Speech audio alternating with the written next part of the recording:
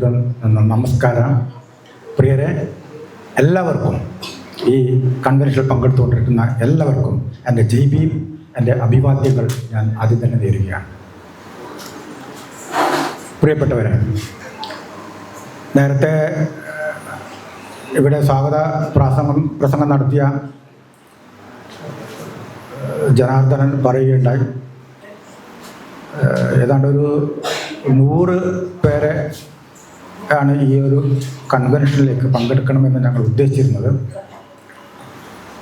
അതുകൊണ്ട് തന്നെ ഓരോ പ്രദേശങ്ങളിലും പ്രതിനിധികളെ വിളിച്ചുകൊണ്ടാണ് ഞങ്ങളിതിൽ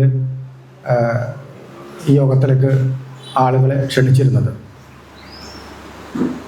100 പേര് പങ്കെടുത്തിട്ടില്ല. നമ്മൾ സമയം ഒരുപാട് വൈകിട്ടുണ്ട്. എന്നിരുന്നാലും ഇവിടെ സംഘടനയുടെ വിശദീകരണം, സംഘടനയുടെ പ്രഖ്യാപനം ആണ് എന്നെ ചുമതലപ്പെടുത്തിയിട്ടുള്ളത്. അത് 10 പേരാണെങ്കിൽ പോലും അത് ഞങ്ങൾ ഇവിടെ പറയുക തന്നെ ചെയ്യും. എൻ്റെ പ്രിയ സുഹൃത്തുക്കളും സഹപ്രവർത്തകരായിട്ടുള്ള എൻ്റെ സ്നേഹം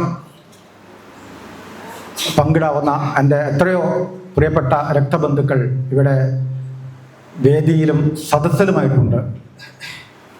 ബഹുമാന്യനായ ശ്രീ കുമാരൻ ഉളിയത്തടുക്ക ഇവിടെ ഇരിക്കുന്നുണ്ട്. അദ്ദേഹം കൂടുതൽ കാര്യങ്ങളൊക്കെ അദ്ദേഹത്തെ വിശദീകരിക്കും. ബഹുമാനപ്പെട്ട അധ്യക്ഷനുണ്ട്. അതുപോലെ ഇവിടെ സംസാരിക്കുന്ന, ഞാൻ പേരെടുത്ത് പറയുന്നില്ല, നമ്മുടെ MCWയുടെ സുഹൃത്തുക്കൾ, DSMൻ്റെ ചന്ദ്രകമൽ, അതുപോലെ തന്നെ നമ്മുടെ ഒട്ടേറെ സുഹൃത്തുക്കൾ, നമ്മുടെ സഹോദരങ്ങൾ ഇവിടെ പങ്കെടുക്കുന്നുണ്ട്. പ്രിയരെ, സംഘടനയുടെ പ്രഖ്യാപനവും വിശദീകരണവുമാണ് ഇവിടെ എനിക്ക് കിട്ടിയിട്ടുള്ളത്. ഏതാണ്ട് 1 മണിക്കൂർ നേരം സംസാരിക്കണമെന്നാണ് ഞാൻ കരുതിയിരുന്നത്. പേടിക്കണ്ട, ഞാൻ 1 മണിക്കൂർ നേരം സംസാരിക്കുകയില്ല. പക്ഷേ എനിക്ക് പറയാനുള്ള കുറേ കാര്യങ്ങൾ ബാംസഫിൻ്റെ, backward and minority communities employees and federation, ഇന്ത്യയിലൊട്ടാകെ വ്യാപിച്ച് കിടക്കുന്ന ഒരു ദലിത് സംഘടനയുടെ കേരള സ്റ്റേറ്റ് സെക്രട്ടറി ആയിട്ടുള്ള രഞ്ജിത്ത് സാർ ഇവിടെ പറഞ്ഞു കഴിഞ്ഞുകൊണ്ട് എനിക്ക് വളരെ കുറച്ച് സമയത്തുള്ളത് പരമാവധി ഞാൻ ചുരുക്കിയിട്ട് ഞാൻ പറയാം. സംഘടനയുടെ വിശദീകരണവും പ്രഖ്യാപനവും വിശദീകരണവുമാണ്. അപ്പോൾ പ്രഖ്യാപനം നടത്തുന്നതിന് മുമ്പേ ഞാൻ അതിൻ്റെ കാര്യത്തിൽ അവസാനം പറഞ്ഞ രണ്ടാമത്തെ കാര്യം പറഞ്ഞ് ഞാൻ ആദ്യം വിശദീകരണത്തിലേക്ക് അടയ്ക്കുകയാണ്. നമ്മൾ അങ്ങനെയാണല്ലോ, ആദ്യം ചെയ്യേണ്ടത് അവസാനം ചെയ്യും. അവസാനമാകുമ്പോഴത്തേക്ക് ആദ്യം ചെയ്യേണ്ട കാര്യങ്ങൾ ചെയ്യാൻ വേണ്ടി നമുക്ക് സമയം കിട്ടാതാവും. ഒരു PSCക്ക് അപേക്ഷ കൊടുക്കുന്നുണ്ടെങ്കിൽ തന്നെ ലാസ്റ്റ് ഡേറ്റ് 25 ഉണ്ടല്ലോ എന്ന് പറഞ്ഞ് 24-ാം തീയതി വരെ കാത്തു നിന്ന് തിരക്ക് പിടിച്ച് കൊടുക്കുന്ന ആളുകളാണ് നമ്മൾ വളരെ കാലമായിട്ട്. അതുകൊണ്ട് നമുക്ക് ആവശ്യമുണ്ടെങ്കിൽ പ്രഖ്യാപിച്ചാൽ, നിങ്ങൾ പറയുന്നുണ്ട് മാത്രമേ സംഘടന ഇവിടെ പ്രഖ്യാപനം ചെയ്യൂ. എനിക്ക് ഇപ്പോൾ തന്നെ ഒരു സംശയം, സംഘടന നമുക്ക് ആവശ്യമുണ്ട് എന്നുള്ളതാണ്. കാരണം വളരെയധികം കഷ്ടപ്പെട്ട് യാതനകൾ സഹിച്ച്, ദുരിതങ്ങൾ സഹിച്ച്, രാവും പകലും എന്നില്ലാതെ ഓടി നടന്നിട്ടാണ് 100 പേരെങ്കിലും ഈ കമ്മിറ്റിയിലേക്ക്, ഈ കൺവെൻഷനിലേക്ക് ക്ഷണിക്കണം എന്ന് ഞങ്ങൾ വിചാരിച്ചിരുന്നത്. പക്ഷെ ഞങ്ങൾ ഉദ്ദേശിച്ച ആളുകൾ എത്തിയിട്ടില്ല. എന്നിരുന്നാൽ തന്നെ ഞങ്ങൾക്ക് വളരെ വേണ്ടപ്പെട്ട, ഏറ്റവും ഉത്തരവാദിത്തപ്പെട്ട ആളുകളാണ് ഇവിടെ മുന്നിലിരിക്കുന്നത് എന്നുള്ള ഉത്തമ ബോധ്യത്തോടെ ആണ് ഞാനിവിടെ നിൽക്കുന്നത്. എന്തിനാണ് നമുക്ക് സംഘടന എന്നുള്ള ഒരു ചോദ്യം ഞാൻ അങ്ങോട്ടേക്ക് ഇടുകയാണ്. എന്തിനാണ് നമുക്ക് സംഘടന? സംഘടന ഉണ്ടായിട്ടാണ് ഇത്രയും കാലം നമ്മൾ ജീവിച്ചത്? അല്ല, ഇനി സംഘടന ഉണ്ടായിട്ട് തന്നെ എന്താ കാര്യം? എന്തെങ്കിലും കാര്യമുണ്ടോ? നേരത്തെ ഉണ്ടായ സംഘടനകളൊക്കെ എങ്ങനെയാണ്? ഒരുത്തൻ മേലേക്ക് വലിക്കും, മറ്റൊരുത്തൻ കരക്കേക്ക് വലിക്കും. ഒരുത്തൻ കുഴിയിലേക്കാണെങ്കിൽ ഒരുത്തൻ വെള്ളത്തിലേക്ക് വലിക്കും. ഇതാണ് നമ്മുടെ സംഘടനയുടെ അവസ്ഥ ഇത്രയും കാലമായിട്ട് ഉണ്ടായിട്ടുള്ളത്. ഇനിയിപ്പോൾ സംഘടന ഉണ്ടാക്കിയിട്ട് വേണം ഉടനെ പിരിവ് തുടങ്ങാൻ വേണ്ടി. ഇപ്പം തന്നെ എത്ര പിരിവ്! ഓണാഘോഷത്തിൻ്റെ പിരിവ്, ഉത്സവാഘോഷത്തിൻ്റെ പിരിവ്, കുടുംബശ്രീ പിരിവ്, മറ്റ് സംഘടനകൾ, ഉത്സവ കമ്മിറ്റിക്കാരുടെ പിരിവ്, അങ്ങനെ പിരിവോട് പിരിവ് തന്നെ. ഞാൻ ആദ്യം തന്നെ ഇവരോട് പറഞ്ഞിട്ടുണ്ട്, നമ്മുടെ ജനാർദ്ദനോട്, ഗോപിയോട് പറഞ്ഞിട്ടുണ്ട്, സംഘടനാ കാര്യങ്ങളൊക്കെ നിങ്ങൾ തുടങ്ങുമ്പോൾ വളരെ ശ്രദ്ധിച്ച് വേണം എന്നുള്ളത്. അത്രയും വിഷമം പിടിച്ച ഒരു കാര്യമാണ്. അങ്ങനെ ഗോപി പറഞ്ഞു, ഗംഗേട്ടാ എല്ലാം ശരിയാവും, നമുക്ക് ഏതായാലും തുടങ്ങാം, നമുക്കൊന്ന് ഇറങ്ങി നോക്കാം, ശരിയാകും. അതുകൊണ്ടാണ് ഞാൻ ആദ്യം പറഞ്ഞത് 100 പേര് വന്നില്ലെങ്കിൽ 10 പേരുടെ മുന്നിലെങ്കിൽ ഞങ്ങൾ ഈ കാര്യങ്ങൾ അവതരിപ്പിക്കുമെന്ന് പറഞ്ഞത്. 10 പേരെ വന്നു. ആ 10 പേരെ വെച്ചിട്ട് ഞങ്ങൾ ഈ ഉത്തര കേരളത്തിന് അങ്ങും ഇങ്ങും ഞങ്ങൾ സഞ്ചരിക്കും, ഈ സംഘടന കെട്ടിപ്പടുക്കും. അങ്ങനെ ഇവരുടെ വാക്ക് കേട്ട് ഞാൻ ഇറങ്ങിയത്. അപ്പോൾ ഇവരുടെ കൂടെ കുറേ കോളനികളൊക്കെ കയറി നടന്നു. അപ്പോൾ പല ആളുകളും എന്നോട് ചോദിച്ചു സംഘടന ഉണ്ടാക്കിയിട്ട് എന്താ നിങ്ങളുടെ ലക്ഷ്യം എന്നുള്ളത്. അപ്പോൾ ഞാൻ അവരോട് ചോദിച്ചു നിങ്ങൾക്ക് സംഘടന കൊണ്ട് എന്തെങ്കിലും ഗുണമുണ്ടോ എന്നുള്ളത്. കുറേ ആളുകളൊക്കെ പറഞ്ഞതിനോട് 99% ആളുകൾ പറഞ്ഞത് നമുക്ക് സംഘടന വേണമെന്ന് തന്നെയാണ് പറഞ്ഞത്. അപ്പോൾ ഞാൻ അവരുടെ വീടുകളൊക്കെ നമ്മൾ സഞ്ചരിക്കുമ്പോൾ പഴയ കാലമല്ല, ഓടിട്ട വീടുകൾ പോയിട്ട് ഇപ്പോൾ കോൺക്രീറ്റ് വീടുകളായിട്ടുണ്ട്. തറയ്ക്ക് നല്ല ടൈലുകൾ പാകിയിട്ടുണ്ട്. ചുമരിൽ തൊട്ടാൽ ഇലക്ട്രിസിറ്റി വന്നിട്ടുണ്ട്. കുടിവെള്ളമുണ്ട്, വഴി വന്നിട്ടുണ്ട്, എംപ്ലോയീസ് ഉണ്ട്, പല വീടുകളും ഉദ്യോഗസ്ഥന്മാരുണ്ട്, ഗൾഫിൽ പോയി നല്ല പൈസ സമ്പാദിച്ച ആളുകളുണ്ട്. അപ്പോൾ ഇതൊക്കെ ഉണ്ടെങ്കിൽ പിന്നെ നമുക്ക് എന്തിനാ സംഘടന? നമ്മൾക്കൊരു പ്രശ്നങ്ങൾ ഉണ്ടെങ്കിൽ അല്ലേ നമ്മൾക്ക് സംഘടന വേണ്ടതുള്ളൂ. ഇനി പ്രശ്നങ്ങൾ ഉണ്ടെങ്കിൽ തന്നെ എന്താ, അതിപ്പോൾ നമ്മളോട് പാർട്ടിക്കാരോട് പറഞ്ഞാൽ മതി. അത് ഏത് പാർട്ടിക്കാരായാലും, കോൺഗ്രസ് ആയിക്കോട്ടെ, CPM ആയിക്കോട്ടെ, BJP ആയിക്കോട്ടെ, അല്ല ലീഗ് ആയിക്കോട്ടെ, തൊട്ടടുത്ത് ലീഗുകാരുള്ളെങ്കിൽ അവർ നമ്മുടെ പ്രശ്നങ്ങൾ പറഞ്ഞു തരും. നമ്മുടെ ഈ ഇതിൽ പങ്കെടുത്ത് കൊണ്ടിരിക്കുന്ന ആളുകൾ പരമാവധി പേര് ഹാളിൽ തന്നെ വന്നിരിക്കണമെന്ന് പ്രത്യേകം അഭ്യർത്ഥിക്കുകയാണ്. അപ്പോൾ ഇവരൊക്കെ ഉണ്ടെങ്കിൽ പിന്നെ നമുക്ക് സംഘടനയുടെ ആവശ്യമുണ്ടോ എന്നാണ് ഞാൻ ആദ്യം തന്നെ ഉന്നയിച്ചത്. പക്ഷേ ഓരോ പ്രദേശത്ത് പോകുമ്പോഴും എൻ്റെ സഹോദരങ്ങൾ സുഹൃത്തുക്കളൊക്കെ തന്നെ പറയുന്നത് നമുക്ക് സംഘടന വേണം എന്ന് തന്നെയാണ്. ഇനി അല്ലാതെ തന്നെ ഈ ചക്കിലേര് സംഘടന ഉണ്ടാക്കുമ്പോൾ ഞാൻ ഒരു വാക്ക് തന്നെ പറയുന്നത്, കൃമികടി വരുന്ന കുറേ ആളുകളുണ്ട്. ഞാൻ അങ്ങനെ തന്നെ പറയാൻ ആഗ്രഹിക്കുന്നത്. എന്നാലും ഇവിടെ നമ്പൂതിരിമാർക്ക് സംഘടനയുണ്ട്. അത് ഇപ്പോൾ തുടങ്ങിയതല്ല. NSSകാർക്ക് നായന്മാർക്ക് സംഘടനയുണ്ട്, വാണിയർക്കുണ്ട്, മണിയാണിമാർക്കുണ്ട്, പുലയർക്കുണ്ട്, വേട്ടുവർക്കുണ്ട്, കുറവർക്കുണ്ട്. പിന്നെ ചക്കിലേര് സംഘടന ഉണ്ടാക്കുന്നത് എന്തിനാണ് ഇത്രയും വലിയ വിഷമം? ഈ 2 ദിവസം മുന്നേ നമ്മുടെ ഒരു വാട്സാപ്പ് ഗ്രൂപ്പിൽ വരികയുണ്ടായി, പണം കൊടുത്താൽ മാത്രമേ ആ ഹാളിൽ പ്രവേശനമുള്ളൂ എന്ന് ഒരാക്ഷേപം വരികയുണ്ടായി. അത് മാത്രമല്ല, പണമുള്ളവരുടെ വീടുകൾ മാത്രമേ ഞങ്ങൾ പ്രചരണവും നോട്ടീസുമായി പോയിട്ടുള്ളൂ എന്ന് ആക്ഷേപം വരികയുണ്ടായി. ഇതൊക്കെ തന്നെ ഈ കൺവെൻഷനെ ഉദ്ദേശ ലക്ഷ്യങ്ങളെ തകർക്കുന്ന, പിന്നോട്ട് വലിക്കുന്ന ഒരു ഘടകങ്ങളായിട്ട് മാത്രമേ നമ്മൾ കാണുകയുള്ളൂ.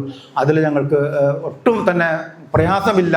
ഇത് ഞങ്ങൾ മുന്നോട്ട് കൊണ്ടുപോകുമെന്ന് തന്നെയാണ് ഇതുമായിട്ട് ബന്ധപ്പെട്ട് പറയാനുള്ളത്. അപ്പോൾ ആളുകൾ ഇങ്ങനെ സംഘടന വേണമെന്ന് പറയുമ്പോൾ എനിക്കൊരു കാര്യം മനസ്സിലായി, എന്തോ ഒരു പ്രശ്നമുണ്ട്. ഈ പ്രശ്നങ്ങൾ ഇങ്ങനെ ഉള്ളത് കൊണ്ടാണല്ലോ നമ്മുടെ ആളുകൾ ഈ സംഘടന വേണമെന്ന് ഇത്ര ഉറച്ച് പറയാനുള്ളത്. ഇന്നലെ രാത്രി നമ്മുടെ വാട്സാപ്പ് ഗ്രൂപ്പിൽ ഒരു മെസ്സേജ് വരികയുണ്ടായി. ഇവിടെ രാഘവൻ എന്ന ഒരാളുടെ, സ്ഥലത്തിൻ്റെ പേരും ഓർമ്മ വരുന്നില്ല, അദ്ദേഹം പറയുന്നത് ഞങ്ങൾക്ക് ഈ വിവരം കിട്ടിയിട്ടില്ല എന്നല്ല. ഇതിൻ്റെ സന്ദേശം, ഈ ഒരു സന്ദേശം അദ്ദേഹത്തിന് എത്തിയിട്ടില്ല. നമുക്ക് പല സ്ഥലങ്ങളിൽ പോയി വിവരം പറയാനുള്ള പ്രയാസങ്ങളുണ്ടായിട്ടുണ്ട്. കേവലം 4-5 പേർ മാത്രമാണ് ഇതിൻ്റെ പിന്നിലുണ്ടായിരുന്നത്.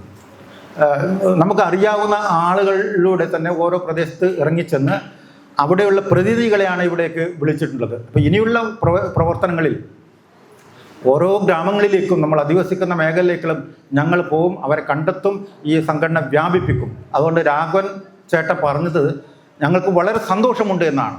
നിങ്ങൾ ഞങ്ങളുടെ പ്രദേശത്തേക്ക് വരണമെന്ന് അദ്ദേഹം ഇന്നലെ രാത്രി എന്നോട് ഞാൻ ഫോണിൽ സംസാരിച്ചപ്പോൾ പറയുകയാണ്. വളരെ അഭിമാനം തോന്നുന്നു, വളരെ സന്തോഷം തോന്നുന്നു. അദ്ദേഹത്തിൻ്റെ ആ ശബ്ദം ഒരു പ്രചോദനമായിട്ട് തോന്നുകയായിട്ട്. അപ്പോൾ ഈ സംഘടനയുടെ കാര്യം പറയുമ്പോൾ നമുക്ക് നേരത്തെ ഉണ്ടായ സംഘടനയുടെ ചരിത്രം കൂടി പറയാതെ ഇത് മുന്നോട്ട് കൊണ്ടുപോയിട്ട് കാര്യമില്ല. വളരെ പ്രബലമായ, വളരെ ശക്തിയുള്ള സംഘടനകൾ നമുക്കുണ്ടായിരുന്നു. CWA, ചക്കിലേർ വെൽഫെയർ അസോസിയേഷൻ, ഏഴിലൂടെ. ഇപ്പോൾ അതിൻ്റെ ഒരു പുതിയ രൂപം അവിടെ MCWA, Malabar Chakkiler welfare association, അതിൻ്റെ സഹോദരങ്ങൾ ഇവിടെ വന്നിട്ടുണ്ട്. ആശംസ പ്രസംഗം നടത്താൻ വേണ്ടി ഏഴിലോടുന്ന ആളുകൾ വന്നിട്ടുണ്ട്. ഇവിടെ ആ ഒരു സംഘടന അവിടെ നല്ല രീതിയിൽ പ്രവർത്തിക്കുന്നുണ്ട്. അതുപോലെ തന്നെ ഈ കൊറോണക്ക് തൊട്ട് മുന്നേ, ആ കൊറോണയായിട്ട് ബന്ധപ്പെട്ട സമയത്ത് നമ്മളൊരു വാട്സാപ്പ് ഗ്രൂപ്പ്, രഞ്ജിത്ത് ഞാനൊക്കെ ഒരു വാട്സാപ്പ് ഗ്രൂപ്പുകളിലൊക്കെ പ്രചരണം നടത്തി ഒരു സംഘടനയുടെ പ്രവർത്തനങ്ങളൊക്കെ തുടങ്ങിയതാണ്. കാഞ്ഞങ്ങാട് അതിൻ്റെ ഒരു കൺവെൻഷൻ നടത്തുകയുണ്ടായി. പക്ഷെ എന്തുകൊണ്ടോ ഞങ്ങളെ അവസാനം അതിൽ നിന്ന് ഒഴിവാക്കി, എന്നെ ഒഴിവാക്കി. ഞാൻ ആ കൺവെൻഷൻ പങ്കെടുത്തു പോയിട്ടില്ല. ആദ്യഘട്ട ചർച്ചകളിലൊക്കെ ഞാനുണ്ടായിരുന്നു. പക്ഷെ അതും ഇപ്പം നിലവിലില്ല, ആ സംഘടന ഇവിടെ നിലവിലില്ല. ഇപ്പോൾ വിവിധ പ്രദേശങ്ങളിൽ വാട്സപ്പ് ഗ്രൂപ്പുകളും ചെറിയ കൂട്ടായ്മകളൊക്കെ ആയിട്ട് നമ്മുടെ സമുദായത്തിൻ്റെ ആളുകൾ പ്രവർത്തിക്കുന്നുണ്ട്. അപ്പോൾ അവരെയൊക്കെ കൂട്ടി യോജിപ്പിച്ചുകൊണ്ട് ഒരു സംഘടനയുടെ ഒരു നല്ലൊരു പ്രവർത്തനം നമുക്ക് കാഴ്ചവെക്കണം.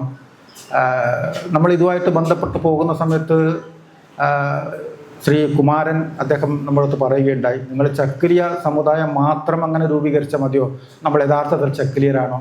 നമ്മൾ മാദികർ കൂടിയല്ലേ എന്നുള്ളത്. അത് ശരിയാണ്. നമ്മുടെ ഉള്ളിൽ മാദിക എന്ന ഒരു രക്തം ഓടുന്നുണ്ട് നമ്മുടെ ഞരമ്പുകളിൽ.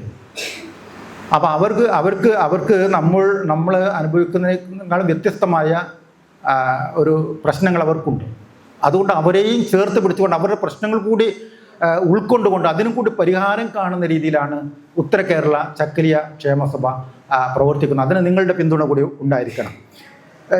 ഇതൊക്കെ പറയുമ്പോൾ ഞാൻ നേരത്തെ പറഞ്ഞ നമ്മുടെ പ്രശ്നങ്ങൾ എന്തൊക്കെയാണ്, നമ്മുടെ പ്രശ്നങ്ങൾ എന്ന് പറയുമ്പോഴാണ് രഞ്ജിത്ത് കുറേ കാര്യങ്ങൾ പറഞ്ഞു. ഞാൻ അത്ര ആഴത്തിലേക്കൊന്നും ഞാൻ പോകുന്നില്ല. നമ്മൾ ജനങ്ങൾ അനുഭവിക്കുന്ന പ്രശ്നങ്ങൾ എന്തൊക്കെയാണെന്ന് നമ്മൾ മനസ്സിലാക്കിയിരിക്കണം. നമ്മൾ പൊതുസമൂഹത്തിൽ നിന്നും അവഗണന നേരിടുന്നു, ആക്ഷേപങ്ങൾ നേരിടുന്നു. നമ്മളിൽ ഉദ്യോഗസ്ഥന്മാരുണ്ട്, നല്ല വിദ്യാഭ്യാസം നേടിയവരുണ്ട്, പൈസയുണ്ട്. പക്ഷെ നമ്മൾ ആക്ഷേപങ്ങൾ നേരിടുകയാണ്. അതാണ് നേരത്തെ അധ്യക്ഷനും സ്വാഗതം പറഞ്ഞ ജനാർദ്ദനൊക്കെ പറഞ്ഞിട്ടുള്ളത്. കരിവള്ളൂർ കൂക്കാനം റഹ്മാൻ മാസ്റ്റർ നമ്മുടെ സമുദായത്തെ ആക്ഷേപിച്ചുകൊണ്ട് നടത്തിയ ഈ 21-ാം നൂറ്റാണ്ടിൻ്റെ ഈ കാലഘട്ടം നമ്മുടെ സമൂഹം പുരോഗമനം നേടി എന്ന് പറയുന്ന ഈ ഒരു കാലഘട്ടത്തിൽ ജാതിയുടെ പേരിൽ, വംശത്തിൻ്റെ പേരിൽ നമ്മൾ ആക്ഷേപിക്കപ്പെടണമെങ്കിൽ ആരാണ് പിറകോട്ട് പോയിട്ടുള്ളത്? നമ്മളാണോ സമൂഹത്തിൽ നിന്ന് പിറകോട്ട് പോയിട്ടുള്ളത്, അല്ല ആക്ഷേപിക്കുന്നവരാണോ എന്നുള്ളത് ആലോചിക്കേണ്ട വിഷയമാണ്. അപ്പോൾ അത് പരിഹരിക്കപ്പെടണം. നമ്മളത് അവരെ പഠിപ്പിച്ചു കൊടുക്കണം. അവർക്കറിയില്ലെങ്കിൽ നമ്മൾ അറിവുള്ളവരാണ്. നമ്മുടെ സമുദായത്തെക്കുറിച്ച്, നമ്മുടെ സംഘത്തെക്കുറിച്ച്, നമ്മുടെ ആത്മാഭിമാനത്തെക്കുറിച്ച്, നമ്മുടെ നിലനിൽപ്പിനെക്കുറിച്ച് നമുക്കറിയാം. അവർക്കറിയില്ലെങ്കിൽ നമ്മളത് പറഞ്ഞു കൊടുക്കണം. അതിന് സംഘടന വേണം. മറ്റൊന്ന്, നമ്മുടെ ആളുകൾ തൊഴിലും നമുക്ക് കൃത്യമായിട്ടുള്ള വരുമാനവും ഇല്ല എന്നുള്ളതാണ്. സാധാരണക്കാരെ സംബന്ധിച്ചിടത്തോളം തൊഴിലും വരുമാനവുമില്ല. തൊഴിൽ മേഖലകളിൽ തന്നെ വലിയ ഒറ്റപ്പെടുത്തലുകളാണ് നമ്മൾ അനുഭവിക്കുന്നത്. വലിയ ഒറ്റപ്പെടുത്തലുകളാണ്. ഒരു പട്ടികജാതിക്കാരൻ ഒരു തൊഴിൽ ശാലയിലാണെങ്കിൽ അവരെ വേറെ കാണുന്ന ഒരവസ്ഥയുണ്ട്. അത് ഉദ്യോഗസ്ഥന്മാരായാലും തുടങ്ങി. ഒരു സ്റ്റാഫ് റൂമിൻ്റെ കാര്യം പറഞ്ഞാൽ മതി. ഒരു ഓഫീസിൻ്റെ അല്ലെങ്കിൽ ഒരു സ്കൂളിൻ്റെ സ്റ്റാഫ് റൂമിൽ കയറിയിരുന്നു കഴിഞ്ഞാൽ അവിടെ ഒരു വേർതിരിവ് ഉണ്ടാകും. അതാരായിരിക്കുന്നത്? അത് രമേശനാണ്. രമേശൻ ആരാണ്? രമേശൻ നമ്മുടെ ഓഫീസ് ക്ലർക്ക്. SC ആണല്ലേ? ഇല്ലെങ്കിൽ നമ്മുടെ സ്കൂളിലേക്ക് ഒരു അധ്യാപകൻ, അല്ലെങ്കിൽ നമ്മുടെ ഓഫീസിലേക്ക് ഒരു ഓഫീസർ ട്രാൻസ്ഫർ ആയി വരികയാണ്, അല്ലെങ്കിൽ ഒരു പുതിയ ജോലിക്കാരൻ PSC ആയിട്ട് വരികയാണ്. അപ്പോൾ നേരത്തെ ഓഫീസുകളിൽ അറിയും. കാലിച്ചാനടുക്കത്ത് നിന്ന് ഒരു ദിവാകരൻ വരുന്നുണ്ട് ഇവിടെ ജോയിൻ ചെയ്യാൻ വേണ്ടി. ദിവാകരനല്ല, ആരാ ദിവാകരൻ? ട്രാൻസ്ഫർ ആയിട്ട് വരുന്ന വേറെ എവിടെ ജോലി ചെയ്ത ആളാണോ? അങ്ങനെയുള്ള അന്വേഷണത്തിനിടയിൽ SC ആണ്. ഓ, അത് ശരിയല്ല, SC ആണല്ലേ. ഇതൊരു സത്യമാണ്. നിങ്ങൾക്ക് പലർക്കും അത് അനുഭവമുള്ള കാര്യമായിരിക്കും. ഇതൊരു സത്യമാണ്. ഓഫീസുകളിൽ തന്നെ SC ഉദ്യോഗസ്ഥനാണെങ്കിൽ അദ്ദേഹത്തെ പരമാവധി അദ്ദേഹത്തെ കൊണ്ട് ജോലി ചെയ്യിപ്പിക്കുക. ഒരു 5 മണിക്ക് പോകാൻ വേണ്ടി വിടുകയില്ല. ഇവിടെ ഇരിക്കുന്നുണ്ട് നമ്മുടെ സെക്രട്ടറി. അദ്ദേഹത്തോട് നിങ്ങൾ ഇത് കഴിഞ്ഞ് ചോദിച്ചാൽ മനസ്സിലാവും. അപ്പം അങ്ങനെയുള്ള ഒറ്റപ്പെടുത്തലുകൾ നമ്മുടെ സമൂഹം അനുഭവിക്കുന്നുണ്ട്. ഭൂമിയില്ല, നമുക്ക് പാർപ്പിട പ്രശ്നങ്ങളുണ്ട്. ഞാൻ കഴിഞ്ഞ ദിവസം ഈ സന്ദേശവുമായി ബന്ധപ്പെട്ടുകൊണ്ട് പരവനടുക്കം കോളനിയിലേക്ക് പോയി. പരവനടുക്കം വാഹനം പോകുന്ന റോഡിൽ നിന്ന് ഏതാണ്ട് ഒരു 1/2 കിലോമീറ്റർ നടന്നാൽ മാത്രമേ അവരുടെ വീടുകളിലേക്ക് എത്തൂ. ആ വിശാലമായ പാറപ്പുറത്ത് കൂടി നടന്നു പോയി കഴിഞ്ഞാൽ എത്തുന്നത് വീടിൻ്റെ പിറകു ഭാഗത്താണ്. നമ്മൾ എത്തുന്നത്. 3 സെൻറ്റിലാണ് ആ വീടുള്ളത്. 2 നില വീടാണ്, ടൈലൊക്കെ പാകിയിട്ടുണ്ട്. പക്ഷേ ആ വീട്ടിൽ നിന്ന് ഒന്ന് തുപ്പിയാൽ അത് അപ്പുറത്തെ വീട്ടിലെ കോമ്പൗണ്ടിലാണ് എത്തുക. അപ്പുറത്തെ കോമ്പൗണ്ടിൽ 3 സെൻറ്റിലാണ്. അതിൻ്റെ മുൻഭാഗം വഴിയായിരുന്നു നേരത്തെ. ഇപ്പോൾ ആ വഴി അടച്ചു വെച്ചിരിക്കുകയാണ്. അതുകൊണ്ടാണ് അവർ ഈ പിന്നെ മുൻഭാഗത്തേക്ക് വഴി പിറകിലേക്കായി പോയത്. അവർ വീട് കെട്ടുമ്പോൾ മുൻഭാഗത്ത് വഴിയുണ്ടായിരുന്നു. ഇപ്പോൾ അത് കെട്ടി അടച്ചിരിക്കുക. ഇപ്പോൾ പിറകിലെ കൂടെ നടന്നിട്ട് വേണം വരാൻ വേണ്ടി. വഴിയില്ല, കുടിവെള്ളമില്ല. ഈ പിന്നെ യോഗത്തിൻ്റെ കൺവെൻഷൻ്റെ കാര്യം പറയുമ്പോൾ വേറൊരു സ്ത്രീ, ഒരു സഹോദരി ഞങ്ങളോട് പറഞ്ഞു, ഞങ്ങൾക്ക് വഴിയില്ല, 80 മീറ്ററോളം നടന്നിട്ട് വേണം പോകാൻ വേണ്ടി. 2 അടി വഴി മാത്രമേ ഉള്ളൂ. രണ്ട് പേർക്ക് ഒന്നിച്ച് നടന്നു പോകാൻ പറ്റില്ല, വഴി നിങ്ങൾ ശരിയാക്കി തരണമെന്ന്. പിന്നെ ഏറ്റവും പ്രധാനപ്പെട്ട സർക്കാർ പദ്ധതികൾ നമ്മളിലേക്ക് എത്തുന്നില്ല. ഇതൊക്കെ ഉണ്ട്, ശരി തന്നെ. നമുക്ക് വേണ്ടി ഒരുപാട് പദ്ധതികൾ സർക്കാർ ചെലവാക്കുന്നുണ്ട്. പക്ഷെ അത് നമ്മളിലേക്ക് എത്തുന്നില്ല. അതെത്തിയാലല്ലേ നമ്മൾക്ക് അതിൻ്റെ ഗുണഫലം അനുഭവിക്കാൻ പറ്റും. രഞ്ജിത്ത് അതിനെ പറ്റി കുറേ കാര്യങ്ങൾ പറഞ്ഞു, അതുകൊണ്ട് ഞാൻ അതിലേക്ക് കടക്കുന്നില്ല. വിദ്യാഭ്യാസ ഉന്നത മേഖലകളിൽ നമുക്കുള്ള സഹായങ്ങൾ കിട്ടുന്നില്ല, നമുക്ക് അവിടേക്ക് എത്തിച്ചേരാൻ നമുക്ക് സാധിക്കുന്നില്ല. ഇപ്പോൾ തന്നെ ലംസം ഗ്രാൻഡ് കിട്ടാത്ത കുട്ടികൾ നമ്മുടെ കൂടെയുണ്ട്. എത്രയോ കുട്ടികൾ, ഉന്നത വിദ്യാഭ്യാസത്തിൽ പഠിക്കുന്ന എത്രയോ കുട്ടികളിൽ ലംസം ഗ്രാൻഡ് കിട്ടാത്തത് കൊണ്ട് മാത്രം പഠനം അവസാനിപ്പിച്ച് പോയിട്ടുള്ള എത്രയോ ആളുകളുണ്ട്. കാരണം അവർ പഠിക്കുന്നത് അവരുടെ വീട്ടിൽ വലിയ സാമ്പത്തികമായിട്ടുള്ള അവസ്ഥ ഉള്ളത് കൊണ്ടല്ല, സർക്കാരിൽ നിന്ന് കിട്ടുന്ന ആ ഗ്രാൻഡ് അത് ഉദ്ദേശിച്ചുകൊണ്ട് മാത്രമാണ്. പക്ഷെ അത് നിഷേധിക്കപ്പെടുകയാണ്. എന്ന് പറഞ്ഞാൽ കൊടുക്കാൻ ഫണ്ടില്ല. സർക്കാരിൻ്റെ കയ്യിൽ പൈസയില്ല, പട്ടികജാതിക്കാർക്ക് കൊടുക്കാൻ വേണ്ടി പൈസയില്ല. അങ്ങനെയാണ് ഫണ്ടുകൾ പിന്നെ ഇല്ലാതാകുന്നത്, വകമാറ്റുന്നത്. പിന്നെ മറ്റൊന്ന് നമ്മുടെ അന്ധവിശ്വാസങ്ങളാണ്, അനാചാരങ്ങളാണ്. ഇത് പറഞ്ഞു കഴിഞ്ഞാൽ കുറേ നീണ്ടുപോകും, അതുകൊണ്ട് അതിലേക്കൊന്നും കടക്കും. പിന്നെ ലഹരിയുടെ ഉപയോഗം നമ്മുടെ സമൂഹത്തെ വളരെയധികം പിറകോട്ട് നയിക്കുന്നുണ്ടെന്നുള്ളത് വളരെ തർക്കമറ്റ കാര്യമാണ്. അതിലേക്കൊന്നും ഞാൻ നിങ്ങൾക്കത് അറിയാം, അതുകൊണ്ട് ഞാൻ അതിലേക്ക് കടക്കുന്ന സമയം വൈകിയതുകൊണ്ട്. സർക്കാർ ജോലികളിൽ നമുക്കുള്ള പ്രാതിനിധ്യ കുറവ്. എത്ര പേരുണ്ട് നമ്മുടെ ആളുകൾ? ചെക്കിലി സമുദായത്തിന് എത്ര പേരുണ്ട് നമ്മളെ സമൂഹത്തിൽ? ഒരു ഹെഡ് മാസ്റ്റർ ഉണ്ടോ ഇവിടെ? ഉണ്ടോ? എത്ര ഗസ്റ്റഡ് ഓഫീസർമാരുണ്ട്? എത്ര പേര് വക്കീലായിട്ട് പ്രാക്ടീസ് ചെയ്യുന്നുണ്ട്? എത്ര പേര് സുപ്രീം കോടതിയിലോ ഹൈക്കോടതിയിലോ വർക്ക് ചെയ്യുന്നുണ്ട്? നമുക്ക് വേണ്ടുന്ന പദ്ധതികൾ നമുക്ക് തരേണ്ട പട്ടികജാതി ഓഫീസിൽ എത്ര പട്ടികജാതിക്കാരുണ്ട്? രഞ്ജിത്ത് നേരത്തെ അത് പറഞ്ഞു, എത്ര പേരുണ്ട്? ഒരാളുണ്ടായാലല്ലേ നമുക്ക് വേണ്ടുന്ന കാര്യം. ചായോത്ത് കോളനിയിൽ എന്താ വേണ്ടത്, അല്ലെങ്കിൽ നീലേശ്വരം കോളനിയിൽ ഒരു കമ്മ്യൂണിറ്റി ഹാൾ ഇങ്ങനെ വേണം, അല്ലെങ്കിൽ പരവനടുക്കത്ത് വേണം, പനിയാലിൽ വേണം, അവിടെ ഇന്നൊരു ആവശ്യമുണ്ട്.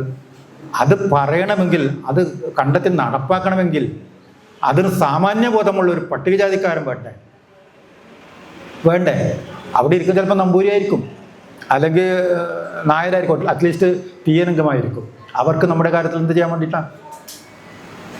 ഇത് നമ്മുടെ വലിയൊരു പ്രശ്നമാണ്. അങ്ങനെ എണ്ണിയാലൊടുങ്ങാത്ത പ്രശ്നങ്ങൾ കൊണ്ട് നമ്മളിപ്പോഴും പ്രശ്നങ്ങളിൽ അടിപ്പെട്ട് കിടക്കുകയാണ്. ഇത് നമ്മുടെ ചക്കിലേരുടെ മാത്രം പ്രശ്നമല്ല കേട്ടോ. ഇത് പട്ടികവർഗത്തിൽപ്പെട്ട ദലിത് വിഭാഗത്തിൽപ്പെടുന്ന എല്ലാവരുടെ പ്രശ്നങ്ങൾ തന്നെയാണ്. അതുകൊണ്ട് നമ്മളിപ്പോൾ പുലയനായിക്കോട്ടെ, ചക്കിലേനായിക്കോട്ടെ, വേട്ടുവനായിക്കോട്ടെ, ആരായിക്കോട്ടെ, നമ്മുടെ പ്രശ്നങ്ങളെല്ലാം ഒന്ന് തന്നെയാണ്. ഒരേ പ്രശ്നങ്ങൾ തന്നെ നമ്മളെല്ലാവരും അനുഭവിക്കുന്നത്. അതുകൊണ്ട് സ്വാതന്ത്ര്യം കിട്ടി 78 വർഷങ്ങൾ കഴിഞ്ഞിരിക്കുന്നു. 79ാമത്തെ സ്വാതന്ത്ര്യം നമ്മൾ കഴിഞ്ഞ ദിവസം നമ്മൾ ആഘോഷിച്ചു കഴിഞ്ഞു. എന്നിട്ടും ഇത്രയും വർഷങ്ങൾ കഴിഞ്ഞിട്ടും ഈ ഒരു സമൂഹം പ്രശ്നങ്ങൾ അനുഭവിക്കുന്നെന്ന് പറയുമ്പോൾ എവിടെയാണ് നമ്മുടെ സ്വാതന്ത്ര്യം? എന്താണ് നമുക്ക് പറ്റിയത്? ചരിത്രപരമായ കാരണങ്ങളാൽ പൊതുധാരയിൽ നിന്ന് മാറ്റി നിർത്തപ്പെട്ട ഒരു ജനതയാണ് നമ്മൾ. ചരിത്രപരമായ കാരണങ്ങൾ, വേറെ കാരണങ്ങളൊന്നുമില്ല. ജാതീയമായി അടിച്ചമർത്തപ്പെട്ടത് കൊണ്ട് തന്നെയാണ് നമ്മളിങ്ങനെ. ജാതി തന്നെയാണ് കാരണം. ജാതി തന്നെയാണ് നമ്മളെ പിറകോട്ട് നയിച്ചിട്ടുള്ളത്. അതിന് കാരണമെന്ന് പറയുന്നത് നിങ്ങളോ ഞാനോ ഉണ്ടാക്കിയതല്ല ജാതി. ഇത് ഇന്ത്യയുടെ നട്ടെല്ലാണ് ജാതി എന്ന് പറയുന്നത്. ഇന്ത്യ രാജ്യത്തിൻ്റെ നട്ടെല്ലാണ് ജാതി വ്യവസ്ഥ എന്ന് പറയുന്നത്. ആ ജാതി വ്യവസ്ഥ ഇവിടെ നിലനിൽക്കുന്നിടത്തോളം കാലം ഈ പ്രശ്നങ്ങൾ അനുഭവിച്ചുകൊണ്ടേയിരിക്കും. അതുകൊണ്ട് മുകളിൽ നിന്ന് താഴോട്ട്, അതാണ് ശ്രേണീകൃതമായ ജാതി വ്യവസ്ഥ എന്ന് രഞ്ജിത്ത് പറഞ്ഞത്. മുകളിൽ നിന്ന് താഴേക്ക് ചങ്ങല പോലെ നിൽക്കുന്ന ജാതി വ്യവസ്ഥയാണ് നമ്മൾ അനുഭവിക്കുന്നത്. നമ്മളിവിടെ നിൽക്കുന്നത് മുകളിലാണോ? മുകളിലാണോ നിൽക്കുന്നത്? അല്ല, നമ്മൾ ഏറ്റവും താഴെ തട്ടിലാണ് നിൽക്കുന്നത്. മുകളിൽ ആരാ ഉള്ളത്? ബ്രാഹ്മണരാണ്. മുകളിൽ ബ്രാഹ്മണരാണ് ഉള്ളത്. അതിൻ്റെ താഴെ അങ്ങനെ ഒരു നിങ്ങൾ പഠിച്ചിട്ടുണ്ടാവും, വൈശ്യർ, ക്ഷത്രിയർ, ബ്രാഹ്മണർ, ക്ഷത്രിയർ, വൈശ്യർ, ശൂദ്രർ, അതിൻ്റെ താഴെ പഞ്ചമർ എന്നൊക്കെ നിങ്ങൾ പഠിച്ചിരിക്കും. അപ്പോൾ മുകളിൽ ബ്രാഹ്മണരാണ്. മുകളിലോട്ട് പോകും തോറും അഭിമാനവും അന്തസ്സും അഭിമാനവും സമ്പത്തും ഒക്കെ അവർക്ക് ലഭിക്കുന്നുണ്ട്. താഴോട്ട് പോകും തോറും അവഹേളനങ്ങൾ, ആക്ഷേപങ്ങൾ, ദാരിദ്ര്യം ഇതൊക്കെ താഴോട്ട് പോകും തോറും നമുക്ക് കിട്ടിക്കൊണ്ടിരിക്കുകയാണ്. അതാണ് ഈ ജാതി വ്യവസ്ഥയുടെ മുഖ്യമായിട്ടുള്ള ഒരു പ്രശ്നം എന്ന് പറയുന്നത്. ഈ ജാതി വ്യവസ്ഥ നൂറ്റാണ്ടുകളോളമായിട്ട് ഇവിടെ നിലനിന്നിരുന്നതാണ്. നൂറ്റാണ്ടുകളോളം. അത് രഞ്ജിത്ത് അതിൻ്റെ ആദിമ കാര്യങ്ങൾ പറഞ്ഞു കഴിഞ്ഞു. ഞാനിത് രഞ്ജിത്തിൻ്റെ കാര്യം പറഞ്ഞുകൊണ്ടിരിക്കുന്നത് അദ്ദേഹത്തിൻ്റെ വാക്കുകൾ ഇന്ന് കുറേ കാര്യങ്ങൾ എനിക്ക് പഠിക്കാൻ സാധിച്ചു എന്നുള്ളതുകൊണ്ടാണ്. കുറേ കാര്യങ്ങൾ പറഞ്ഞിട്ടുണ്ട്. നമ്മൾ ഇന്ന് അനുഭവിക്കുന്ന എല്ലാ സൗകര്യങ്ങൾക്കും കാരണമായിട്ടുള്ളത് നമ്മുടെ ഭരണഘടനയാണ്. ഭരണഘടനയിൽ ഇത് താഴെത്തട്ടിലുള്ള ജാതീയമായ പീഡനങ്ങൾ ഏറ്റുവാങ്ങി നരകിച്ച് കഴിയുന്ന ജനങ്ങളെ പൊതുധാരയിലേക്ക് ഉയർത്തിക്കൊണ്ടുവരുന്നതിന് എന്തൊക്കെയാണോ ആവശ്യം അതൊക്കെ നമ്മൾ ഭരണഘടനയിൽ ഡോക്ടർ അംബേദ്കർ, ബാബാ സാഹേബ് അംബേദ്കർ എഴുതി വെച്ചിട്ടുണ്ട്. അംബേദ്കർ എഴുതി വെച്ചിട്ടുള്ളത് കൊണ്ടാണ് നമ്മൾ ഇന്ന് നല്ല ഷർട്ടിട്ട് ഈ മൈക്കിന് മുന്നിൽ പ്രസംഗിക്കാനും നിങ്ങളൊക്കെ ഇവിടെ വന്ന് ഇരിക്കാനും